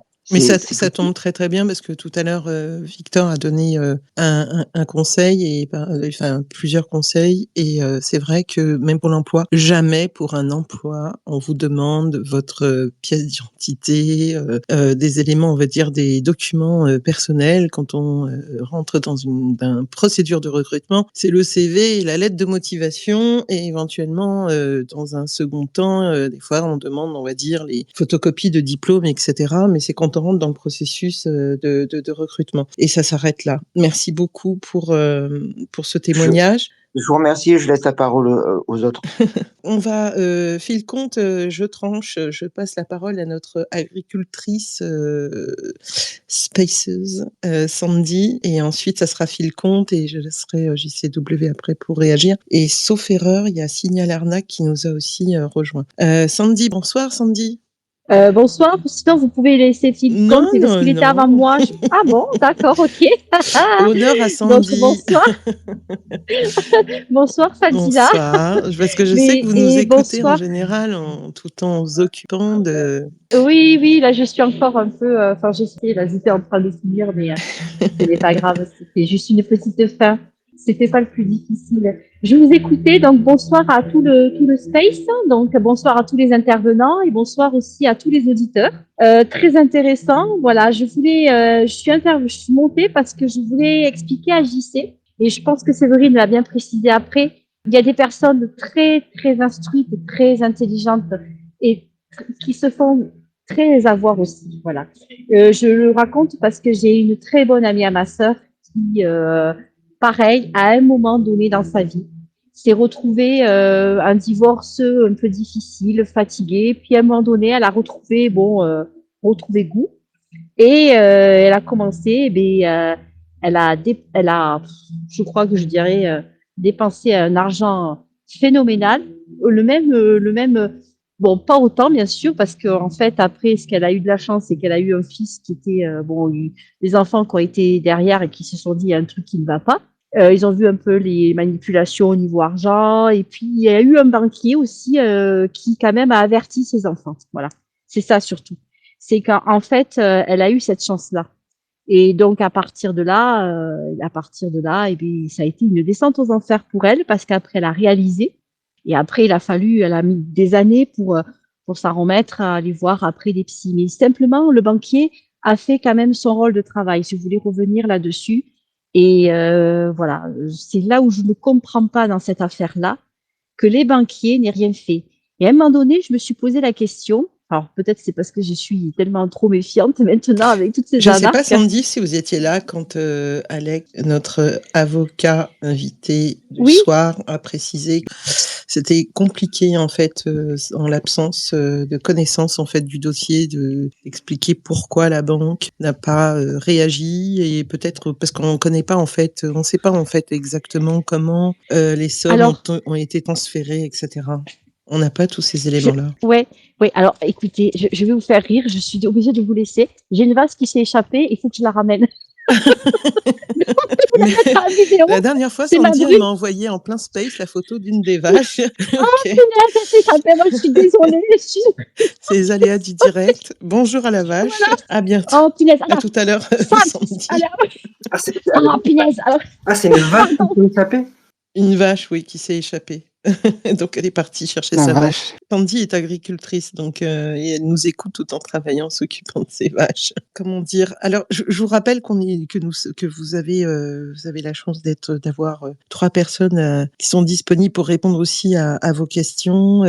Séverine Falkovitz, qui est enseignante chercheuse en psychologie et auteure aussi du livre Au cœur de l'esprit critique que j'ai épinglé. Vous avez Alexandre, on dit Archambault ou H? Le H se prononce donc Archambault. Archambault, voilà. Archambault, qui est avocat spécialisé en cybercriminalité, et Victor Basset, qui est expert enseignant en webtech et journaliste, spécialisé aussi dans les brouteurs, dans la chasse des brouteurs, on va dire. Spécialiste des brouteurs, ça fait un peu bizarre comme phrase. Ok, Phil Comte, bonsoir. Oui, bonsoir Fadila, bonsoir à tous. Je voulais donner une petite anecdote. Ma mère aurait pu être victime d'un brouteur pendant le confinement. Alors, c'était donc en 2020. À l'époque, elle avait 87 ans et elle avait été contactée par mail parce qu'elle n'est pas sur les réseaux sociaux, par mail, je ne sais plus comment. Et c'était un militaire américain. Alors, il était en Afrique. Il lui a envoyé des photos d'Afrique, du camp de Garoua au Cameroun. Alors, c'est vrai qu'il y a un camp militaire au Cameroun américain, hein, Garoua, ça c'est vrai. Tout le reste, bien entendu, était faux. Alors, ils n'en étaient pas encore arrivés à vouloir lui soutirer de l'argent. Je ne sais pas si elle l'aurait fait, pas certain, mais bon, elle était quand même bien accro à ces mails dont le type avait l'air de savoir parler aux femmes et particulièrement aux femmes âgées. Il se présentait comme, justement, alors il allait partir en retraite à 72 ans. Et il voulait venir en France, à Tours, et lui demander des tas de trucs sur Tours, gna gna gna, etc. Qu'est-ce que c'est que ce truc? Je lui dis, mais bon, alors en plus, comme c'était pendant le confinement, je l'ai pas su tout de suite. Donc, elle avait déjà réussi à avoir, je sais pas, à peu près trois semaines de conversation par mail avec lui. Je lui dis, bah, arrête ça tout immédiatement. Et il a fallu que je lui explique l'existence des brouteurs. Et au début, elle me dit, mais non, il est vrai, regarde, il m'a envoyé des photos. Ben, je veux dire que les photos, ça prouve rien. Regarde, il me prouve qu'il habite aux États-Unis, ça c'est chez lui aux États-Unis. Non, mais stop, etc. Bon, c'était un peu comique. Bon, mais je me suis dit, bon, de là, je lui ai dit, de toute façon, il va te demander du pognon. Bon, je crois que 3 jours après, il a reçu un mail, en effet, où il commençait à lui dire qu'il avait besoin pour frais médicaux, je sais plus quoi, truc. Je lui ai dit, regarde, tu vois, je te l'avais annoncé, ça arrive. Bon. Et là, bien entendu, elle a compris que ce que je lui disais était vrai. Voilà, donc en effet, il y a alors je ne sais absolument pas comment il a pu avoir son adresse mail. Bon, elle le donne relativement peu, mais j'imagine que ça doit circuler. Peut-être qu'il pirate des dossiers de caisse de retraite ou j'en sais rien, il peut y avoir.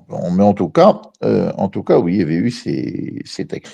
Il faut savoir, Phil Comte, oui, que d'ailleurs, il y a même la sécurité sociale qui a été aussi hackée. À chaque fois que des organismes ou des entreprises sont hackés, généralement, en fait, les fichiers, les données, notamment des clients, sont disponibles dans le dark web après. Oui, voilà. Et revendus. Et puis pour terminer dans l'anecdote, bon là, vu que c'est pas une arnaque sentimentale, je vais pas vous donner les détails, mais je suis à un partout avec l'un des plus grands arnaqueurs du monde, puisqu'il m'a mis un but en premier, mais j'ai égalisé. Voilà, parce que j'ai voulu quand même arnaquer l'arnaqueur après, mais je suis à un partout avec Oussama Hamar, qui m'a arnaqué en effet en 2005, mais moi je l'ai réarnaqué après en 2015. Voilà, donc Le monde est je pense que c'est un, avec Oussama Hamar.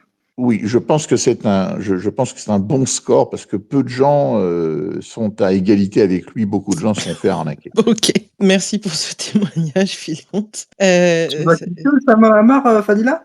C'est un Tourangeau, hein, c'est un Tourangeau, Oussama Hamar. Hein. Voilà, bah. Non, je connais pas. J'ai Ah pas bon, eu vous connaissez affaire. pas Oussama Hamar? D'accord, c'est un très grand voleur. Et alors, un baratineur, mais alors, le plus grand baratineur que j'ai jamais rencontré. Mais si, je connais, il est très connu mais on va éviter de transformer ce space en tribunal et vous le savez que j'aime pas ça en plus, Philconte. Donc on va passer la parole à Signal Arnaque et ensuite à JCW et on reviendra quand même si vous avez des questions ou des points à poser aux invités. Bonsoir.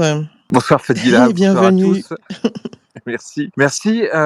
Écoute, moi je voulais réagir en fait aux propos de tout à l'heure sur le fait, sur notre rationalité, sur le fait que en étant rationnel, finalement, on arrive à trouver les problèmes, on arrive à détecter ce qui va pas. Alors, en fait, il faut casser un mythe et peut-être que notre maîtresse de conférence va pouvoir confirmer ou peut-être, je sais pas, tempérer ce que je vais dire, mais nous ne sommes pas des individus rationnels. C'est à 90% du temps, nos décisions ne sont pas rationnelles. Nos décisions sont de l'ordre de l'automatique. Nos décisions sont de l'ordre, on peut appeler du stochastique, quoi. C'est un peu de l'apprentissage machine. On fonctionne un peu façon ChatGPT pour l'essentiel de nos décisions. Et donc, oui, c'est logique, en fait, de voir des gens qui prennent des décisions non rationnelles. Et c'est logique, après, que vous ayez des gens qui exploitent cette irrationalité qui est ancrée en chacun de nous pour faire de l'argent. Parce que finalement, ce que font les escrocs, c'est simplement faire du marketing en allant un peu plus loin, quoi. En se disant que tous les coups sont permis. Mais c'est du marketing, c'est-à-dire aller exploiter le bon biais cognitif de la bonne personne au bon moment, dans les bonnes circonstances, pour lui vendre son produit étant l'arnaque. Et ça, on y est tous sensibles, un moment ou à un autre. On se dit, en étant au courant, on est protégé. Eh ben non, malheureusement, non, c'est pas suffisant. Et j'en veux pour preuve, il y a Meta Brouter qui nous écoute, c'est que les escrocs eux-mêmes se font avoir, les brouteurs eux-mêmes se font avoir justement par les crocs escrocs. Vous pouvez lire, je vous recommande franchement de lire ce que fait Meta Brouter, où justement il fait tourner les escrocs en bourrique. C'est un sport qui est assez ancien maintenant. Et donc, il arrive à leur faire croire et à leur faire faire n'importe quoi, y compris de temps en temps, carrément, à leur retirer de l'argent. Donc, si les escrocs se font avoir, on peut se dire qu'effectivement, n'importe qui peut se faire avoir. Et je vais même aller plus loin, c'est que même les gens qui luttent contre les escrocs peuvent se faire avoir. C'est-à-dire que moi, ça fait un peu plus de 10 ans que je travaille sur ce sujet. Et il n'y a pas très longtemps, j'ai failli me faire avoir par une escroquerie sentimentale. Alors, c'est pas tout à fait le même genre de sentiment, mais j'étais à une borne pour retirer un billet de train à la gare. Et puis là, il y a une jeune fille toute mignonne qui me demande de l'aide parce qu'elle ne sait pas se servir de la machine, etc. Et là, je sens qu'au fond de moi, je sens qu'il y a un truc qui est bizarre. Et ça ne manque pas d'arriver, c'est-à-dire qu'au moment où il faut payer, ça marche pas. Et là, elle commence à me jeter le petit regard. Et au fond de moi, je sais que c'est une arnaque. Avec des yeux de biche. Et ouais, au fond de moi, je sais que c'est une arnaque. Mais je me dis, bon, qu'est-ce que je vais faire, quoi? Est-ce que je vais être capable de lui dire non? Et bon, en fait, ce qui m'a sauvé, c'est que finalement, il y a un agent de la SNCF qui est arrivé, qui est intervenu. Parce que, voilà, je sais pas s'il a observé la scène et qui a dû se dire qu'il y avait un truc qui était connu. Et au final, j'ai réussi à m'en tirer comme ça. Mais à 80%, j'allais me faire avoir sur ce truc-là. Et c'est parce que justement, parce que c'était un biais sentimental, le fait que j'avais commencé à renseigner cette personne, qu'il y avait un petit lien qui s'était créé entre nous, et que à partir de ce petit lien, on allait bâtir quelque chose pour faire une demande qui allait un petit peu plus loin. Donc, à savoir, voilà, que je l'aide à payer son billet de train. parce que c'était dans l'urgence. Moi-même, j'avais mon train que je devais prendre rapidement, donc j'avais peu de temps pour réfléchir. Le fait d'être aussi sous pression, hein, du temps, c'est quelque chose, voilà, c'est quelque chose qui compte dans la prise de décision, ce qui fait qu'à la fin, c'est plus rationnel. Et ça, on le voit très bien dans le reportage là, avec Anne, c'est que à plusieurs reprises, elle dit mais je savais que c'était bidon. C'est-à-dire, elle montre qu'à plusieurs dizaines de reprises, elle a bloqué le gars. Et malgré tout, elle est revenue. À chaque fois, elle le débloquait et elle sentait que ça n'allait pas. Elle disait ça, je savais que c'était faux. Et ça, malheureusement, c'est des trucs qu'on voit. Nous, sur Signal Arnaque, on voit ça tout le temps. On voit ça tout le temps. Donc, ça sert à rien de dire aux gens qui sont bêtes. Ils se sentent déjà suffisamment bêtes, en fait. Et leur en rajouter une couche, en fait, ça va vraiment pas aider et ça va rendre notre travail à nous plus compliqué. Parce que si on n'a plus personne pour témoigner, eh ben, c'est beaucoup plus compliqué d'aider tout le monde. Voilà. C'était mon petit message. Si jamais je pouvais répondre, et merci beaucoup pour votre témoignage, je peux Oui, Fadila, j'allais en ouais. plus rappeler à Alexandre, Victor et Séverine que vous êtes libres de réagir. Hein. N'attendez pas non plus que je vous donne. Voilà. Vraiment, une phrase juste pour Ahmed, dire il y a que les Séverine qui arnaqueurs. voulait réagir. Ah, je l'ai pas entendu, excusez-moi. Excusez-moi. Non, mais parce qu'en plus, là, c'est vrai qu'en plus, on est vraiment dans mon champ de spécialité qui, en fait, moi, dans le champ de la recherche, je suis spécialiste de la manipulation comportementale et donc des techniques d'engagement, et cetera. Donc là, par exemple, alors merci, donc voilà, pour votre témoignage. Ce que vous décrivez, c'est un pied dans la porte, tout simplement, la technique du pied dans la porte, hein. Pour dire des gros mots, la technique, elle a été mise en évidence expérimentalement par Friedman et Fraser en 1966. Mais pour dire que ça ne date pas d'hier. Et en fait, en quoi consiste la technique? On va vous demander un peu pour ensuite, derrière, vous demander davantage. Et donc là, en fait, ce qui s'est passé, c'est que la première demande d'aide, elle va augmenter la probabilité qu'on accède à la deuxième. Et ce qui est terrible, c'est qu'en général, la première demande qui nous est faite, elle est très peu coûteuse. Tout le monde va y accéder. Hein. Si on vous demande par exemple, est-ce que vous pourriez m'aider à me repérer sur ce plan pour que je trouve mon chemin? Qui va refuser? Des fois, on va vous demander quelque chose de très très peu coûteux, du type excusez-moi, il me manque 1 euro pour prendre le bus, est-ce que vous pourriez me dépanner? Et puis bon, ça ne représente pas grand-chose pour vous, donc vous allez peut-être donner 7 euros. Puis après, derrière, on va vous faire une autre demande plus coûteuse. Donc, on peut même, ne serait-ce même que vous demander l'heure. Et donc, vous allez donner l'heure, et puis après, on dit ah, et est-ce que, également, je me demandais si. Et on voit que ça augmente la probabilité d'acceptation, mais pas dans de petites proportions. On va passer peut-être de 10%, des fois peut-être même 5% en demande directe, c'est-à-dire quand on soumet la requête immédiatement, hein, à des taux de 90% parfois. Quasiment tout le monde répond oui ensuite derrière. Il y a même des formes de manipulation qui consistent à faire en sorte que la deuxième requête, ce soit une demande implicite. C'est-à-dire que peut-être que cette jeune fille, en fait, elle n'avait même pas à demander de l'aide derrière, mais peut-être que rien qu'avec ses grands yeux témoignant de sa détresse face à cette situation, on aurait pu se dire, tiens, elle est en difficulté, allez, spontanément, je vais l'aider, parce qu'en fait, le premier acte nous a placés dans une posture d'aide. Voilà. Donc on essaie d'être cohérent par un rapport à celle-ci. Il y a aussi la dimension de cohérence, je crois, qui est souvent soulignée. Oui, c'est basé sur, en fait, parmi les différentes, les différents mécanismes qu'on a pu mettre en évidence, parce qu'après, il y a plein de techniques de manipulation différentes. Mais pour le pied dans la porte, oui, ça peut jouer sur l'effet de consistance. Là encore, on est engagé dans un cours d'action donné, donc il va se poursuivre. Hein, on va être consistant par rapport à ce qu'on a déjà fait antérieurement.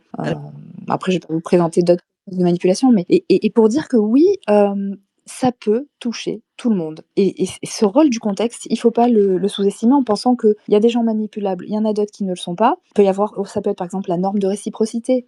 Une personne semble nous avoir rendu un petit service, par exemple, vous savez, on va vous donner une fleur dans un aéroport, là, et après, vous recevez quelque chose, vous l'avez dans les mains, et en retour, vous dites, tiens, allez, je vais donner 1 euro, je vais donner quelque chose. C'est du Robert Cialdini, ça.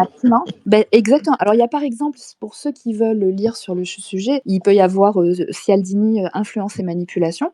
Là, je ne sais plus de quand date la dernière version, mais il y en a une aussi qui est actualisée encore. Et il y a le petit traité de manipulation à l'usage des honnêtes gens de Robert Vincent Joule et Jean-Léon Beauvois, dont une nouvelle version actualisée est sortie en 2024. Voilà, moi j'en parle aussi dans mon bouquin parce qu'en fait, ce qui relève de l'esprit critique touche aussi à la connaissance de ces méthodes. Et si jamais je peux aussi apporter un nouvel élément de précision, c'était pour la question de la rationalité, tu sais, pour rebondir sur ce qui vient Rapidement, d'être dit. Séverine, parce qu'il y a beaucoup de personnes qui... Voilà. Très vite, quand il était dit que nous n'étions pas rationnels, alors oui et non, parce que ce qui va se passer, alors effectivement, des fois, on n'est pas rationnel dans le sens où on va prendre des raccourcis, on ne va pas analyser de façon méthodique l'information, on ne va pas être dans une pensée analytique, mais dans des heuristiques de jugement qui vont être beaucoup plus superficielles, hein, et c'est sur ces ce sont ces mécaniques qui vont nous amener à ne pas prendre les décisions les meilleures, d'accord, mais après, des fois, sinon,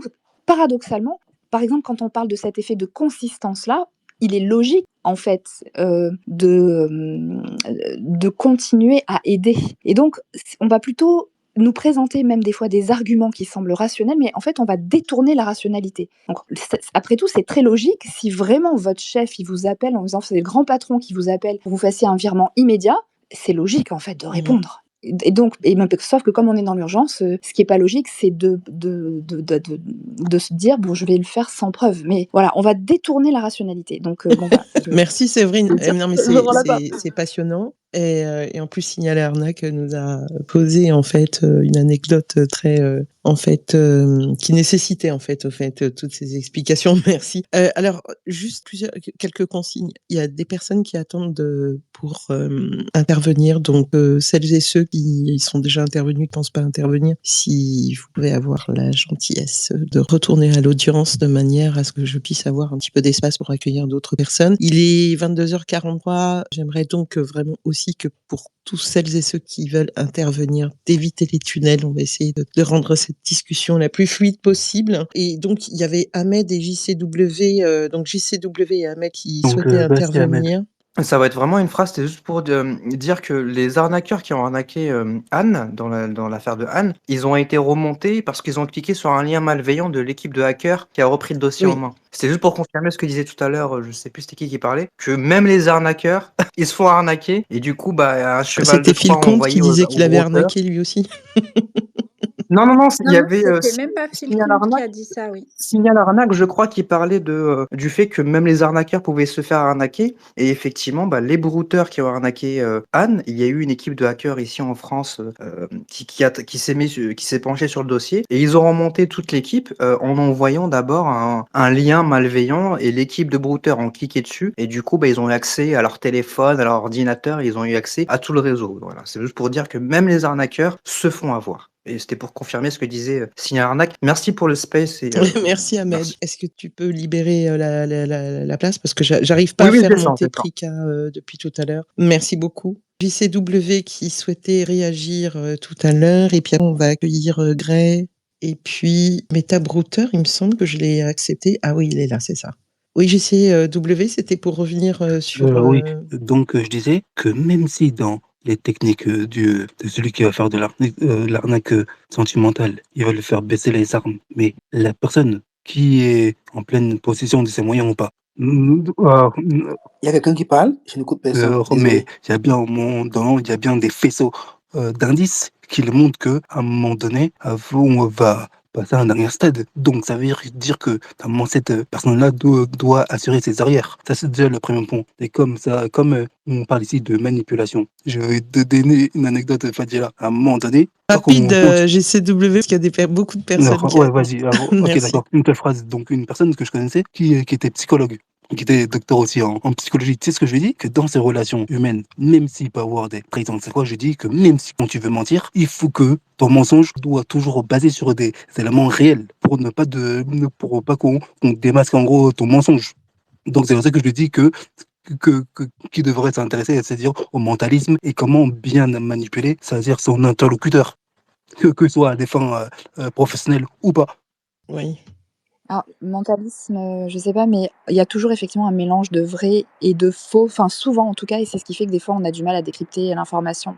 C'est pas non plus tout faux. Parce que le mentalisme, c'est aussi une technique, c'est un truc aussi qu'on retrouve aussi dans la psychologie, si on ne tient pas compte de l'art du spectacle. Parce qu'il y a ce qu'on appelle la suggestion, Mais JC, tu simplifies quand tu dis que forcément il y a plein de faisceaux d'indices. En fait, l'intelligence de celui qui est dans la manipulation est utilisée au service du vice. Donc il va savoir utiliser les bons leviers, il va t'analyser, il va te profiler et il va utiliser les bons arguments au bon moment. Donc les faisceaux d'indices, quelqu'un qui excelle dans l'art de la manipulation, il va savoir mentir à bon escient, il va se rappeler de ses mensonges et il va construire tout un narratif. Donc c'est pas si simple que ça. Et vraiment, c'est enlever le fait que tout à chacun peut avoir aussi des instants de faiblesse et que par moment, effectivement, comme on a tous pu en témoigner ou le démontrer, ne serait-ce que moi j'ai trouvé que l'anecdote de Signal Arnaque, elle était vraiment puissante. Ça peut arriver à n'importe qui, puisqu'on est conditionné, on est formaté, on est éduqué, ne serait-ce que dans les codes de politesse. Donc du coup, si personne n'était intervenu, parce que là, il a dit qu'il y a une personne extérieure qui a cassé le rythme, qui a cassé la dynamique, mais sinon, il y a des grandes chances que si ça se trouve, il aurait été embarqué par le narratif de la pauvre jeune femme qui, au départ, il était dans le triangle de Cartman, il était en mode sauveur, il était en train de l'aider, et puis dans sa bienveillance, ah bah mince, ça fonctionne pas, et le train va arriver, ah bon bah peut-être qu'il l'aurait payé son billet, on ne sait pas. Et pourtant, il a un esprit averti. Donc vraiment, c'est bien. Et je remercie, c'est Victor, je crois, qui a rappelé qu'une victime reste une victime. C'est bien de ne pas inverser les rôles. C'est Alexandre aussi. Alors, Ah écoutez, pardon, c'est c'était pas grave, Alexandre. Ok. c'est pas grave. On va faire un dernier tour pour accueillir les personnes qui sont venues nous rejoindre et j'aimerais qu'avant qu'on se quitte, qu'on puisse faire un point, même si on a pu le dire au fil de ce space, on a pu donner quelques conseils, de revenir en fait, de faire un point un peu sur des conseils qu'on pourrait partager avec des proches notamment. Alors, nous avons Grey, Metabrouter et nom de code. Ah non, voilà, nom de code. Grey, bonsoir. Grey from Bonsoir. Orion. Grey from Orion. Bonsoir Fadila et merci Bienvenue. pour le space. Merci pour votre patience. Oui, mais en fait je suis monté pour partager un autre angle, parce que bon, il y a pas mal de brouteurs qui ont essayé de me contacter en disant oui, je suis une faille de l'Est, etc. Enfin, sur mon compte Telegram en particulier, et je me suis toujours amusé avec eux. Et donc, je m'amuse en créant toute une série de situations, en faisant croire que finalement, il y a des problèmes. On me demande d'aller chercher une carte PCS. Ah non, finalement, il y a la grève. Finalement, oulala, ma voiture est en panne, etc. etc. Donc, j'ai même été jusqu'à une tempête de neige en plein été qui est passée. C'était quand même somptueux. Mais je suis monté pour partager un pétage de plomb très particulier d'un brouteur qui m'a fait beaucoup réfléchir. Donc, je vais vous lire les derniers échanges, et c'est juste sur ce partage. Donc, à partir du moment où je voulais arrêter de jouer, je dis, OK, je sais qui vous êtes, je sais que vous êtes un brouteur, donc on va s'arrêter là. Mais c'était très amusant. Il est resté à peu près 5 minutes sans rien dire, et subitement, il me pose cette question. Qu'est-ce que tu penses de la colonisation des pays africains ? Donc là, je suis surpris. Je dis, il y a eu plusieurs colonisations, plusieurs égalités en Afrique. L'histoire coloniale du Maroc n'est pas celle de l'Algérie, qui n'est pas celle de la Côte d'Ivoire, qui n'est pas celle du Congo ou de la Guinée. Donc je ne peux pas répondre de manière uniforme. Et là, il répond avec un emoji mort de rire. Et il dit, je continue, mais en fait, après, il ne va plus du tout lire les réponses que je fais. Et là, je vais lire en continu tout son laïus. Donc là, il me dit une autre question. Qu'est-ce que tu penses de la France-Afrique ? Ainsi, tout ce mal que la France a causé à ces pays africains qui ont le malheur de les avoir comme colonisateurs. Voilà, le Ghana, le Nigeria et j'en passe, qui n'ont jamais eu ce genre de problème avec les pays colonisateurs. Où la France montrait ses richesses. Est-elle obligée de faire tout ce mal juste pour vous enrichir ? Grâce à qui est-elle aujourd'hui la 5e puissance mondiale ? Et ensuite, attends, il continue. Donc, je réponds, il ne tient pas du tout compte de mes réponses. Est-ce qu'on peut aller dans la... Non, mais justement, en fait, il y a encore... Mais justement, en fait, on y est presque. Avec tout ce mal, comment est-ce que vous voulez que les jeunes Africains s'en sortent ? Vous savez que le franc CFA n'est pas reconnu par les banques françaises. Tu diras forcément en travaillant, ok, mais travailler pour qui ? Encore vous. Vous tenez les présidents africains par les couilles. Lorsqu'on refuse, vous bloquez tout et faites souffrir la population africaine et vous diffusez uniquement à travers vos télés qui vous mettent en valeur. L'Afrique en a marre de la France, donc arrêtez de vous mêler de ceux qui ne vous regardent pas, vous nous intoxiquez. Et là maintenant on arrive à la chute. La preuve est de vous imposer le vaccin et comment nous allons faire si vous nous pillez vos ressources? Désolé, mais la piraterie ne s'arrêtera jamais. Aujourd'hui, je n'ai pas pu t'avoir, mais cela ne me permettra pas de baisser les bras aussi facilement. Il y a d'autres qui le paieront et sans pitié. Ça a été un plaisir d'échanger avec toi, mais tu ne m'as pas réellement convaincu. J'ai d'autres chats à fouetter. Sur ce, bonne chance et bonne soirée. Et là, je me suis dit, waouh, j'aurais jamais cru ça. Mais j'ai été impressionné de tel détail. En fait, il est revenu vers moi quelques mois plus tard en se disant, OK, d'accord, j'étais violent, j'ai une entreprise et tout, j'ai besoin d'argent. Enfin, il était bien en Côte d'Ivoire, enfin, j'avais tout démasqué, mais il est revenu en se disant qu'il est victime d'un système colonial. Il s'est posé comme ça en disant que oui, ben, il y a pas mal d'autres personnes qui étaient dans la même situation que lui. Et ils étaient dans cette dynamique de vengeance. Et j'aurais jamais imaginé ça, en fait. Et c'est ça que je voulais partager comme situation. C'est la seule fois. Un acte politique. Exactement. Du militantisme. En gros, il était comme étudiant, il disait, mais il n'y a aucune ressource, aucun débouché. Donc, il sait qu'il n'aura absolument rien. Donc, ils se sont organisés en petits groupes et ça permettait de gagner de l'argent. Quand ils gagnaient de l'argent, en fait, ça pouvait rapporter beaucoup et c'était suffisant pour faire vivre leur famille. Donc, ça a été vraiment impressionnant. Donc, c'est la seule fois où j'ai pu établir un lien de vérité après ce pétage de plomb. Donc, c'est ça que je voulais partager pour avoir cet autre regard. Ouais, effectivement, c'est intéressant. Merci en tout cas pour ce Je veux témoignage. te dire très rapidement, c'est l'excuse qui sort tout le temps, la colonisation, tout ça. C'est une excuse alors qu'eux-mêmes n'ont pas vécu, ils connaissent pas le truc. Il y a un sentiment de vengeance aussi. Et puis quand ils disent c'est de l'argent pour la famille, tout ça, beaucoup le flambent pour montrer qu'ils ont de la richesse, quoi. Non, en fait, c'est des névroses. C'est plus compliqué que ça. C'est des névroses transgénérationnelles, tout simplement. Il faut que tu les comprennes quand t'écoutes. Alors moi, je ne suis pas d'accord avec la notion de névrose. Je peux donner mon avis là-dessus. En fait, le colonialisme, ils l'ont peut-être pas vécu directement, mais ils en subissent les conséquences. Donc, effectivement, peut-être que l'Afrique est parfois dans des situations de précarité qui ont été induites par un contexte historique, etc. Et donc, les circonstances du quotidien leur rappellent et oui, les mettre peut-être en difficulté par rapport à la façon dont l'Afrique se serait développée sans ça. Merci, voilà, je pense qu'on n'a pas besoin de rentrer dans de la Merci. psychologie. On n'a pas besoin de rentrer dans des explications psychologiques en parlant de névrose. En plus, c'est une notion psychanalytique, je rappelle, ou alors j'énonce pour ceux qui ne le savent pas. Oui, il y a autre chose que ça. Il y a des relations économiques où tu es dominé. Oui.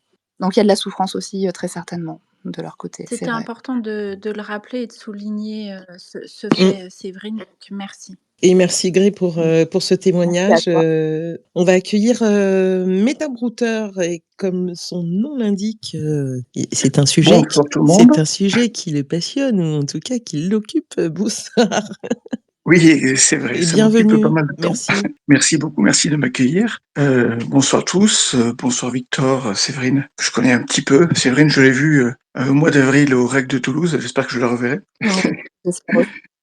Ça rappelle pas, mais elle a signé, elle m'a dédicacé le livre de Romain Meunier.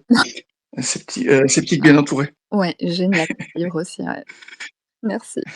Alors, je vais revenir à la scam romance, plutôt sur la notion d'emprise. Je vais poser une question ouverte. J'attends pas forcément une réponse, mais moi je suis très embêté la plupart du temps parce que j'ai souvent, j'exagère, mais de temps en temps, j'ai des proches de victimes qui viennent me parler, me dire que j'ai un oncle, ma mère, ma grand-mère, peu importe, qui est visiblement sous emprise d'un brouteur qu'elle connaît depuis plusieurs mois, voire plusieurs années. J'ai eu dernièrement un ami d'une fille qui est sourde, qui est sous emprise depuis 3 ans.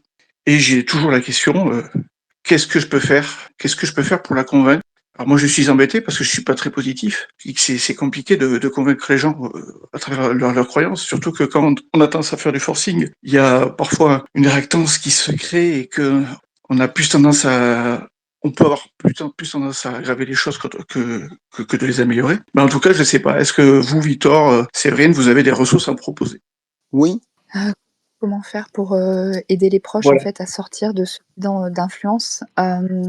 Bien déjà leur proposer de communiquer sur l'évolution de la relation. Si ils en retirent un bénéfice relationnel par exemple, affectif, tant que ça reste à ce niveau-là, c'est compliqué de les en sortir. Alors peut-être essayer de voir s'ils peuvent pas trouver une alternative en dehors de cette relation, déjà parce que c'est difficile de faire le deuil d'une relation qui est satisfaisante quand on n'a rien à côté, premièrement. Donc déjà, il y a la satisfaction du besoin initial. Bon, voir quel est ce besoin et si on peut apporter quelque chose.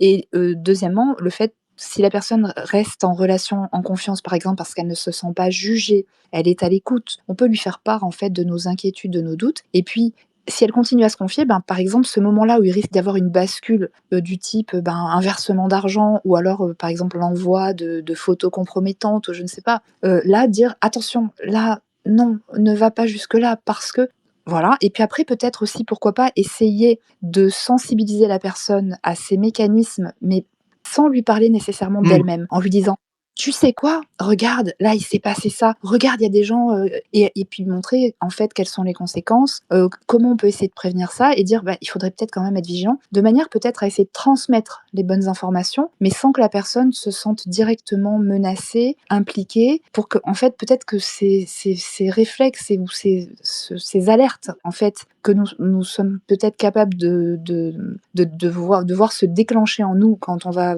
juger de ce qu'il en arrive aux autres, puisse peut-être à un moment donné les mobiliser pour nous-mêmes au moment où on en a besoin, ce qui n'est pas toujours évident. Rajouterais peut-être rapidement quelque chose. Déjà, c'est bien que les personnes puissent en parler, mais il faut aussi que quelqu'un d'extérieur puisse se rendre compte, parce que des fois, c'est souvent des gens isolés qui ont personne, et le brouteur va tout faire pour les isoler, comme dans une secte. Et nous, je dis nous parce que je fais partie de l'association Arnaque-moi si tu peux, qui a été fondée par l'excellente Arnaque-moi si tu peux, que Meta connaît bien, qui traque les brouteurs. Et elle, avec son équipe dont je fais partie, on accompagne des victimes, et souvent, c'est des gens qui peuvent venir nous voir en disant, on s'est rendu compte que mon père, ma mère, peu importe, discute depuis 3 ans avec quelqu'un, et donne donner tant d'argent. Donc le truc, c'est faudrait aussi prendre le mal à la racine et que les gens puissent être beaucoup plus vigilants avec des campagnes peut-être de prévention, des choses comme ça, où on leur explique les bases, ou même si on décide d'éviter de mettre les gens sur les réseaux sociaux, d'éviter si on n'a pas besoin on veut montrer les photos des petits-enfants à la grand-mère, on ne la met pas sur les réseaux sociaux, on évite pas mal de choses parce que tôt ou tard, un brouteur va arriver. C'est pas est-ce qu'il va arriver, c'est il va arriver tôt ou tard. Et elle ne saura peut-être pas avoir, mais il faut faire très très attention à ça. Donc vraiment, c'est bien de pouvoir avoir, je trouve ça très bien de pouvoir parler à la personne, mais si on ne le détecte pas parce que le brouteur est très discret, il dit surtout t'en parles pas à ma famille, à ta famille, surtout si c'est une célébrité, les Foukenji et compagnie, ils adorent dire ça, sois discret, tu n'en parles surtout pas à ta famille, sinon les paparazzis vont venir t'emmerder, et après ils vont culpabiliser la personne,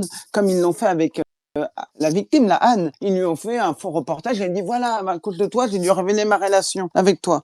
Merci. Merci C'était beaucoup. une excellente question, c'est bien, parce qu'on est aussi finalement dans les conseils aussi pratico-pratiques.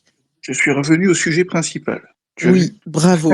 Merci beaucoup. En tout cas, je laisse la parole aux autres. Merci beaucoup pour votre accueil. Bonne soirée. Bonne soirée également. Et 2 dernières personnes, je m'adresse d'abord aux invités. Il est 23h. Le temps que je donne la parole à ces 2 personnes et qu'on clôture ensemble, donc on risque de déborder de 15 minutes. Est-ce que c'est bon pour vous?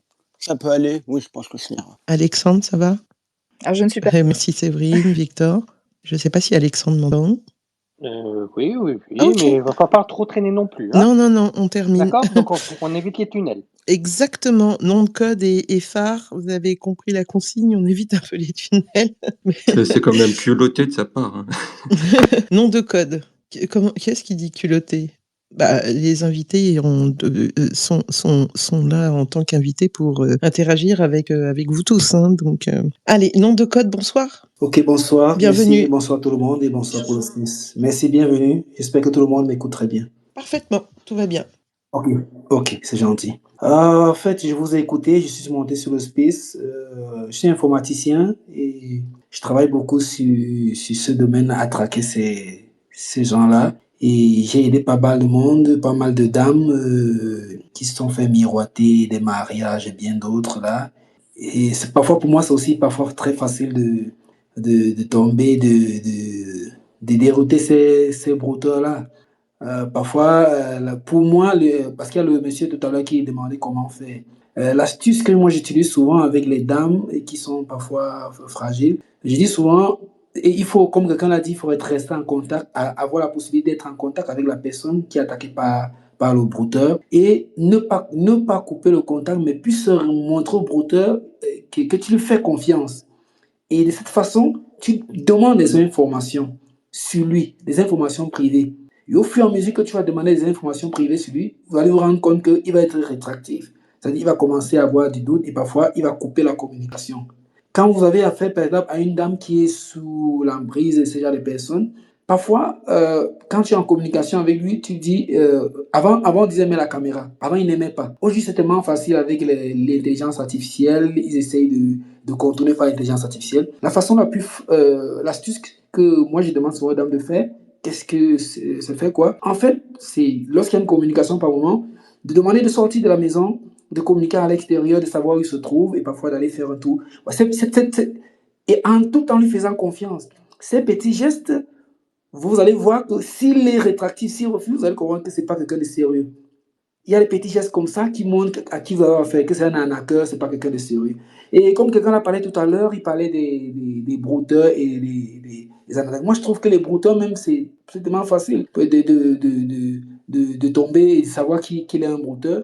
Mais pour l'arnaqueur, c'est encore pire, parce que l'arnaqueur, en tant qu'informaticien, il y a des possibilités par les phishing, par les souhaits où on vous envoie des SMS, on vous envoie un mail que vous cliquez dessus, on développe une application sur Android que vous téléchargez et on a accès à toutes vos informations. Il y a autant de choses. C'est quoi moi je dis toujours aux gens de faire très très attention, même quand ils ont des demandes sur les réseaux sociaux, que ce soit Telegram, que ce soit Facebook, de se rassurer que vous avez la connaissance avec cette personne. Toujours se rassurer. Et même quand vous avez la connaissance, envoyez un message à la personne. Est-ce que c'est vraiment toi qui m'as envoyé cette demande?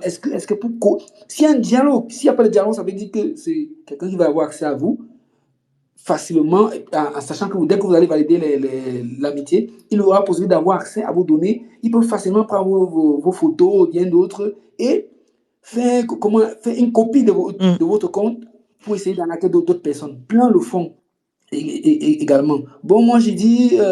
Merci. Comme quelqu'un je voulais terminer dessus, comme quelqu'un l'a aussi dit tout à l'heure, c'est aussi facile pour tout le monde de pouvoir se faire arnaquer. Mais il faut attention. En dernier, je vais dire, j'ai eu le témoignage d'un ancien brouteur qui m'a dit, parfois même, ils font des incantations, des trucs spirituels pour pouvoir arnaquer des gens. On veut dire que quand vous n'êtes pas dans les dispositions pour pouvoir tenir dans l'esprit qui tire, qui repousse ce genre de choses, c'est vraiment difficile pour vous. Parce que vous imaginez qu'ils sont prêts à faire des pratiques même pour pouvoir arnaquer les gens. Bon, c'est pas évident. Merci. Merci beaucoup pour ce témoignage et puis pour ce conseil, effectivement, d'une manière générale, concernant les arnaques, demander des preuves, photos, vidéos, des choses comme ça. Mais bon, c'est vrai que les photos, en revanche, aujourd'hui, avec l'intelligence artificielle, on peut trafiquer. Mais en revanche, les éléments, on va dire, de la vie. D'ailleurs, j'avais une question de R qui demandait pourquoi ces arnaques se développent ou autres. Ben, c'est aussi parce que nous-mêmes, nous sommes hyper connectés aujourd'hui. Peut-être il y a 10 ans, 15 ans, on n'avait qu'un seul réseau social. Aujourd'hui, on en a plusieurs. Et on a des messageries aussi de partout, là où auparavant, peut-être, c'était un peu plus centralisé. Donc, c'est aussi cet effet-là. Dernière intervention, Phare. Bonsoir, Phare. Bonsoir, Fadela. Merci pour la parole. Il a été dit beaucoup de choses. Il y a même la question coloniale qui a été abordée. Mais revenons au sujet. Aux arnaques. Pour moi, il n'y a pas seulement que des arnaques sentimentales, il y a beaucoup également d'arnaques un peu cyber. On peut introduire un peu de l'être humain dedans et c'est rapide en fait. Mais délibérément, j'ai repris en fait à chaque fois parce que je voulais qu'on centre sur l'arnaque sentimentale parce que sinon après on entre, on va dire, dans une liste à la Prévert pour lister toutes les arnaques. Je ferai peut-être aussi d'autres spaces sur des arnaques en particulier, mais il y a aussi le compte Signal à Arnaque qui est en écoute, qui fait aussi beaucoup de space sur différentes arnaques. Voilà, c'est sa spécialité. Enfin, sa spécialité est de suivre les arnaques. D'accord. Je suis hors sujet, alors je vois les arnaques. Oui, parce que dans les spaces, après, on peut partir très très vite un petit peu dans tous les sens. Et comme je voulais vraiment qu'on parle de ce cas spécifique, de manière à ce qu'on puisse tout à chacun à la fois recueillir des témoignages, mais aussi repartir aussi avec des conseils qui je veux dire, qui sont valables pour aussi les autres escroqueries. Mais là, c'est quand même une escroquerie très particulière, puis qui a fait la une des médias aussi. D'accord. Ok, je comprends. Je vous écoute. Ah, Laisse-moi désolée. place. On va finaliser, parce que normalement, je demande toujours à mes invités d'essayer de rester jusqu'à 23h, évidemment, en fonction de leurs contraintes. Et puis surtout que là, on est en pleine semaine, on n'est pas à la fin de la semaine. Je vais faire un dernier tour de table justement avec les invités pour que... alors, je sais que vous avez tous donné, on va dire, des conseils au fil des échanges. Mais dans ce dernier tour de table, peut-être vous permettre de focaliser sur un point en particulier. Tiens, je vais passer la parole à Alexandre, qu'on a peu entendu là sur cette dernière heure. Est-ce qu'il avait envie de réagir là et de nous donner, on va dire, un dernier point pour clôturer? Alors, rapidement. Oui. Non, mais déjà, une chose, ne jamais garder pour soi. La honte doit changer de camp et ne pas hésiter, effectivement. Alors oui, quand on est victime, c'est pas facile, mais l'entourage, on l'a vu, a un rôle à jouer, un rôle tampon, un rôle protecteur, un rôle d'ange gardien, un rôle d'accompagnateur, pour pouvoir effectivement lancer les démarches pour pouvoir venir en aide.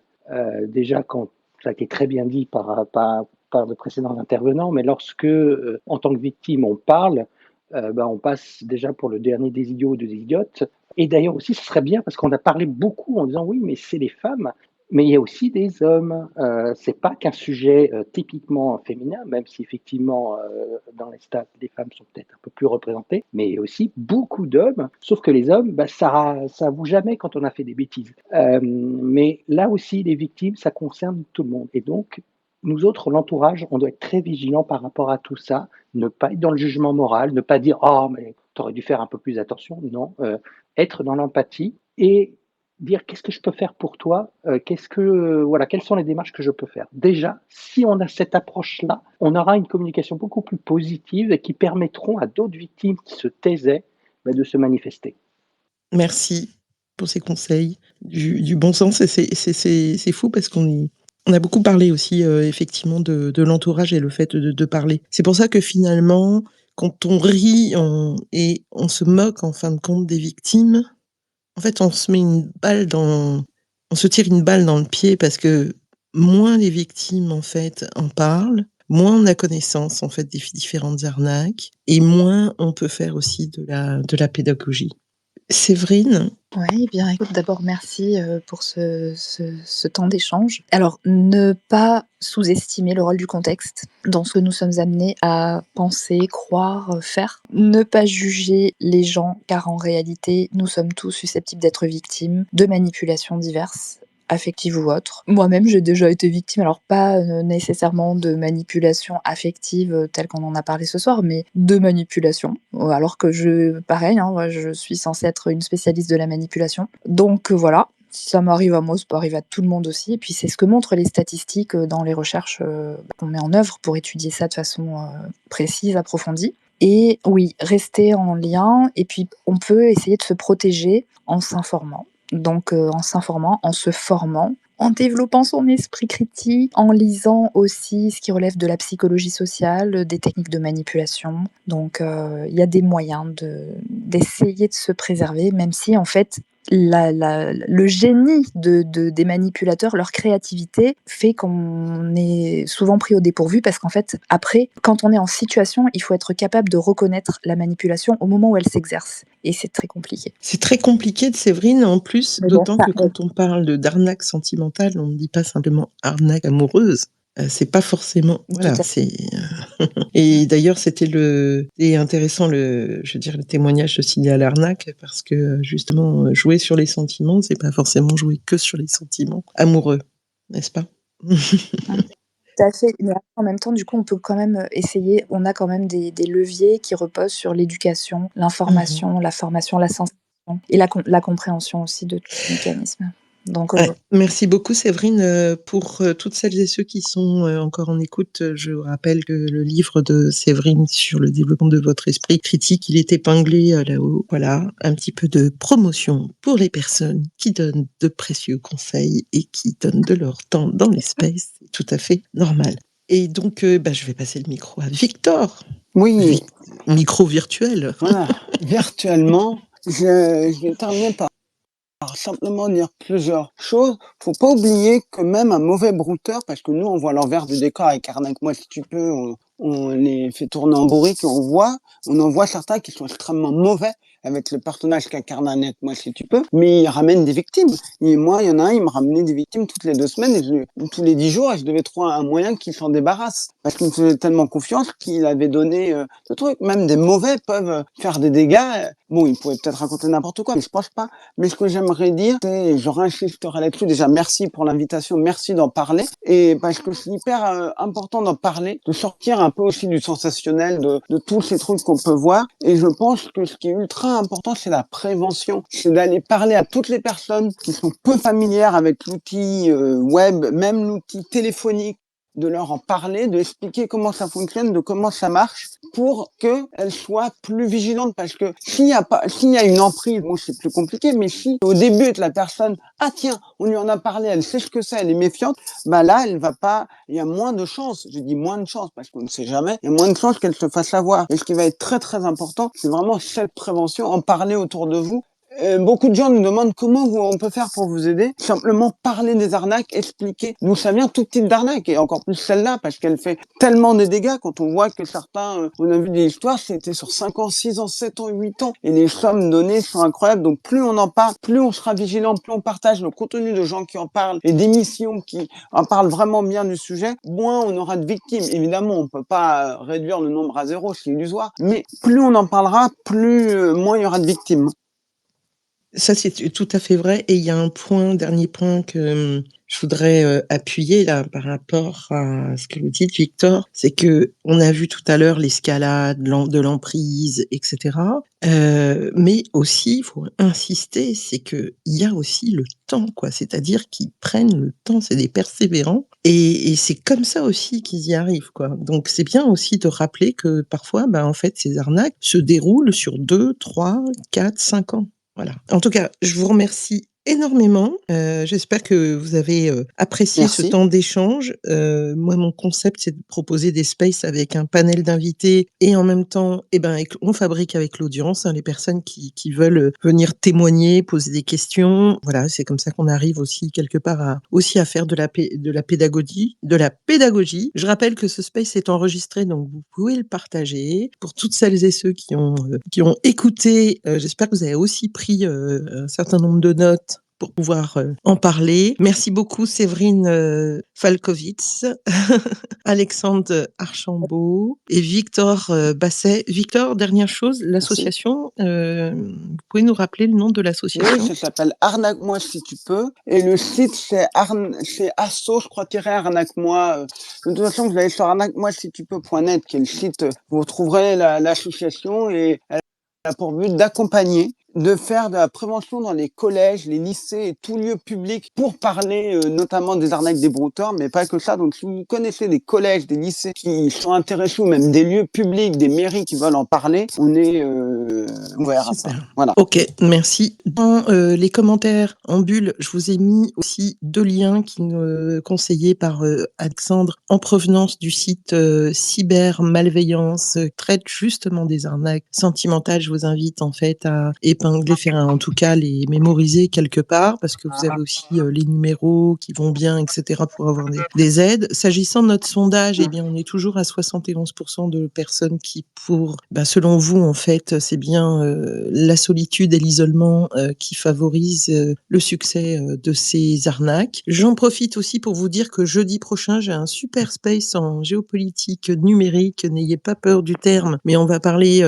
avec Caroline Zorn, qui est avocate en droit numérique, porte-parole du Parti Pirate, avec Gilles Babinet également, qui est coprésident du Conseil national du numérique, et Guillaume Champeau, qui est juriste spécialisé en droit du numérique. On va faire un point un petit peu sur les enjeux de la France et de l'Europe en termes de souveraineté, mais également, je dirais, sur toute la partie aussi techno, business, suite aussi avec tout le jeu, on va dire quelque part l'échiquier mondial dans le numérique est un peu bousculé par les dernières annonces. Vous savez que Meta a annoncé la fin du fact-checking, Google également, l'arrivée de Trump, de Musk. Bref, comment la France et l'Europe se positionnent là-dessus. On va parler un peu de politique, un peu aussi d'économie. C'est jeudi prochain à 21h. Je vous ai épinglé ça. Je remercie tous ceux qui sont venus témoigner. Aliki, Samed,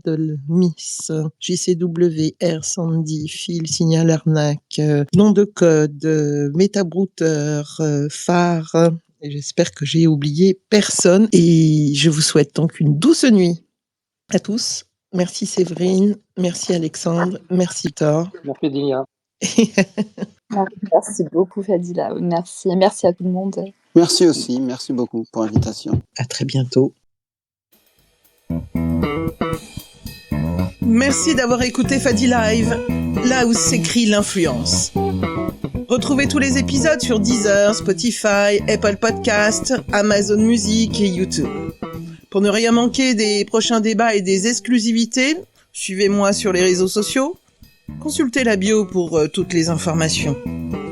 Abonnez-vous, partagez et laissez un commentaire. Votre avis compte. À très vite dans Fadi Live pour de nouveaux débats stratégiques.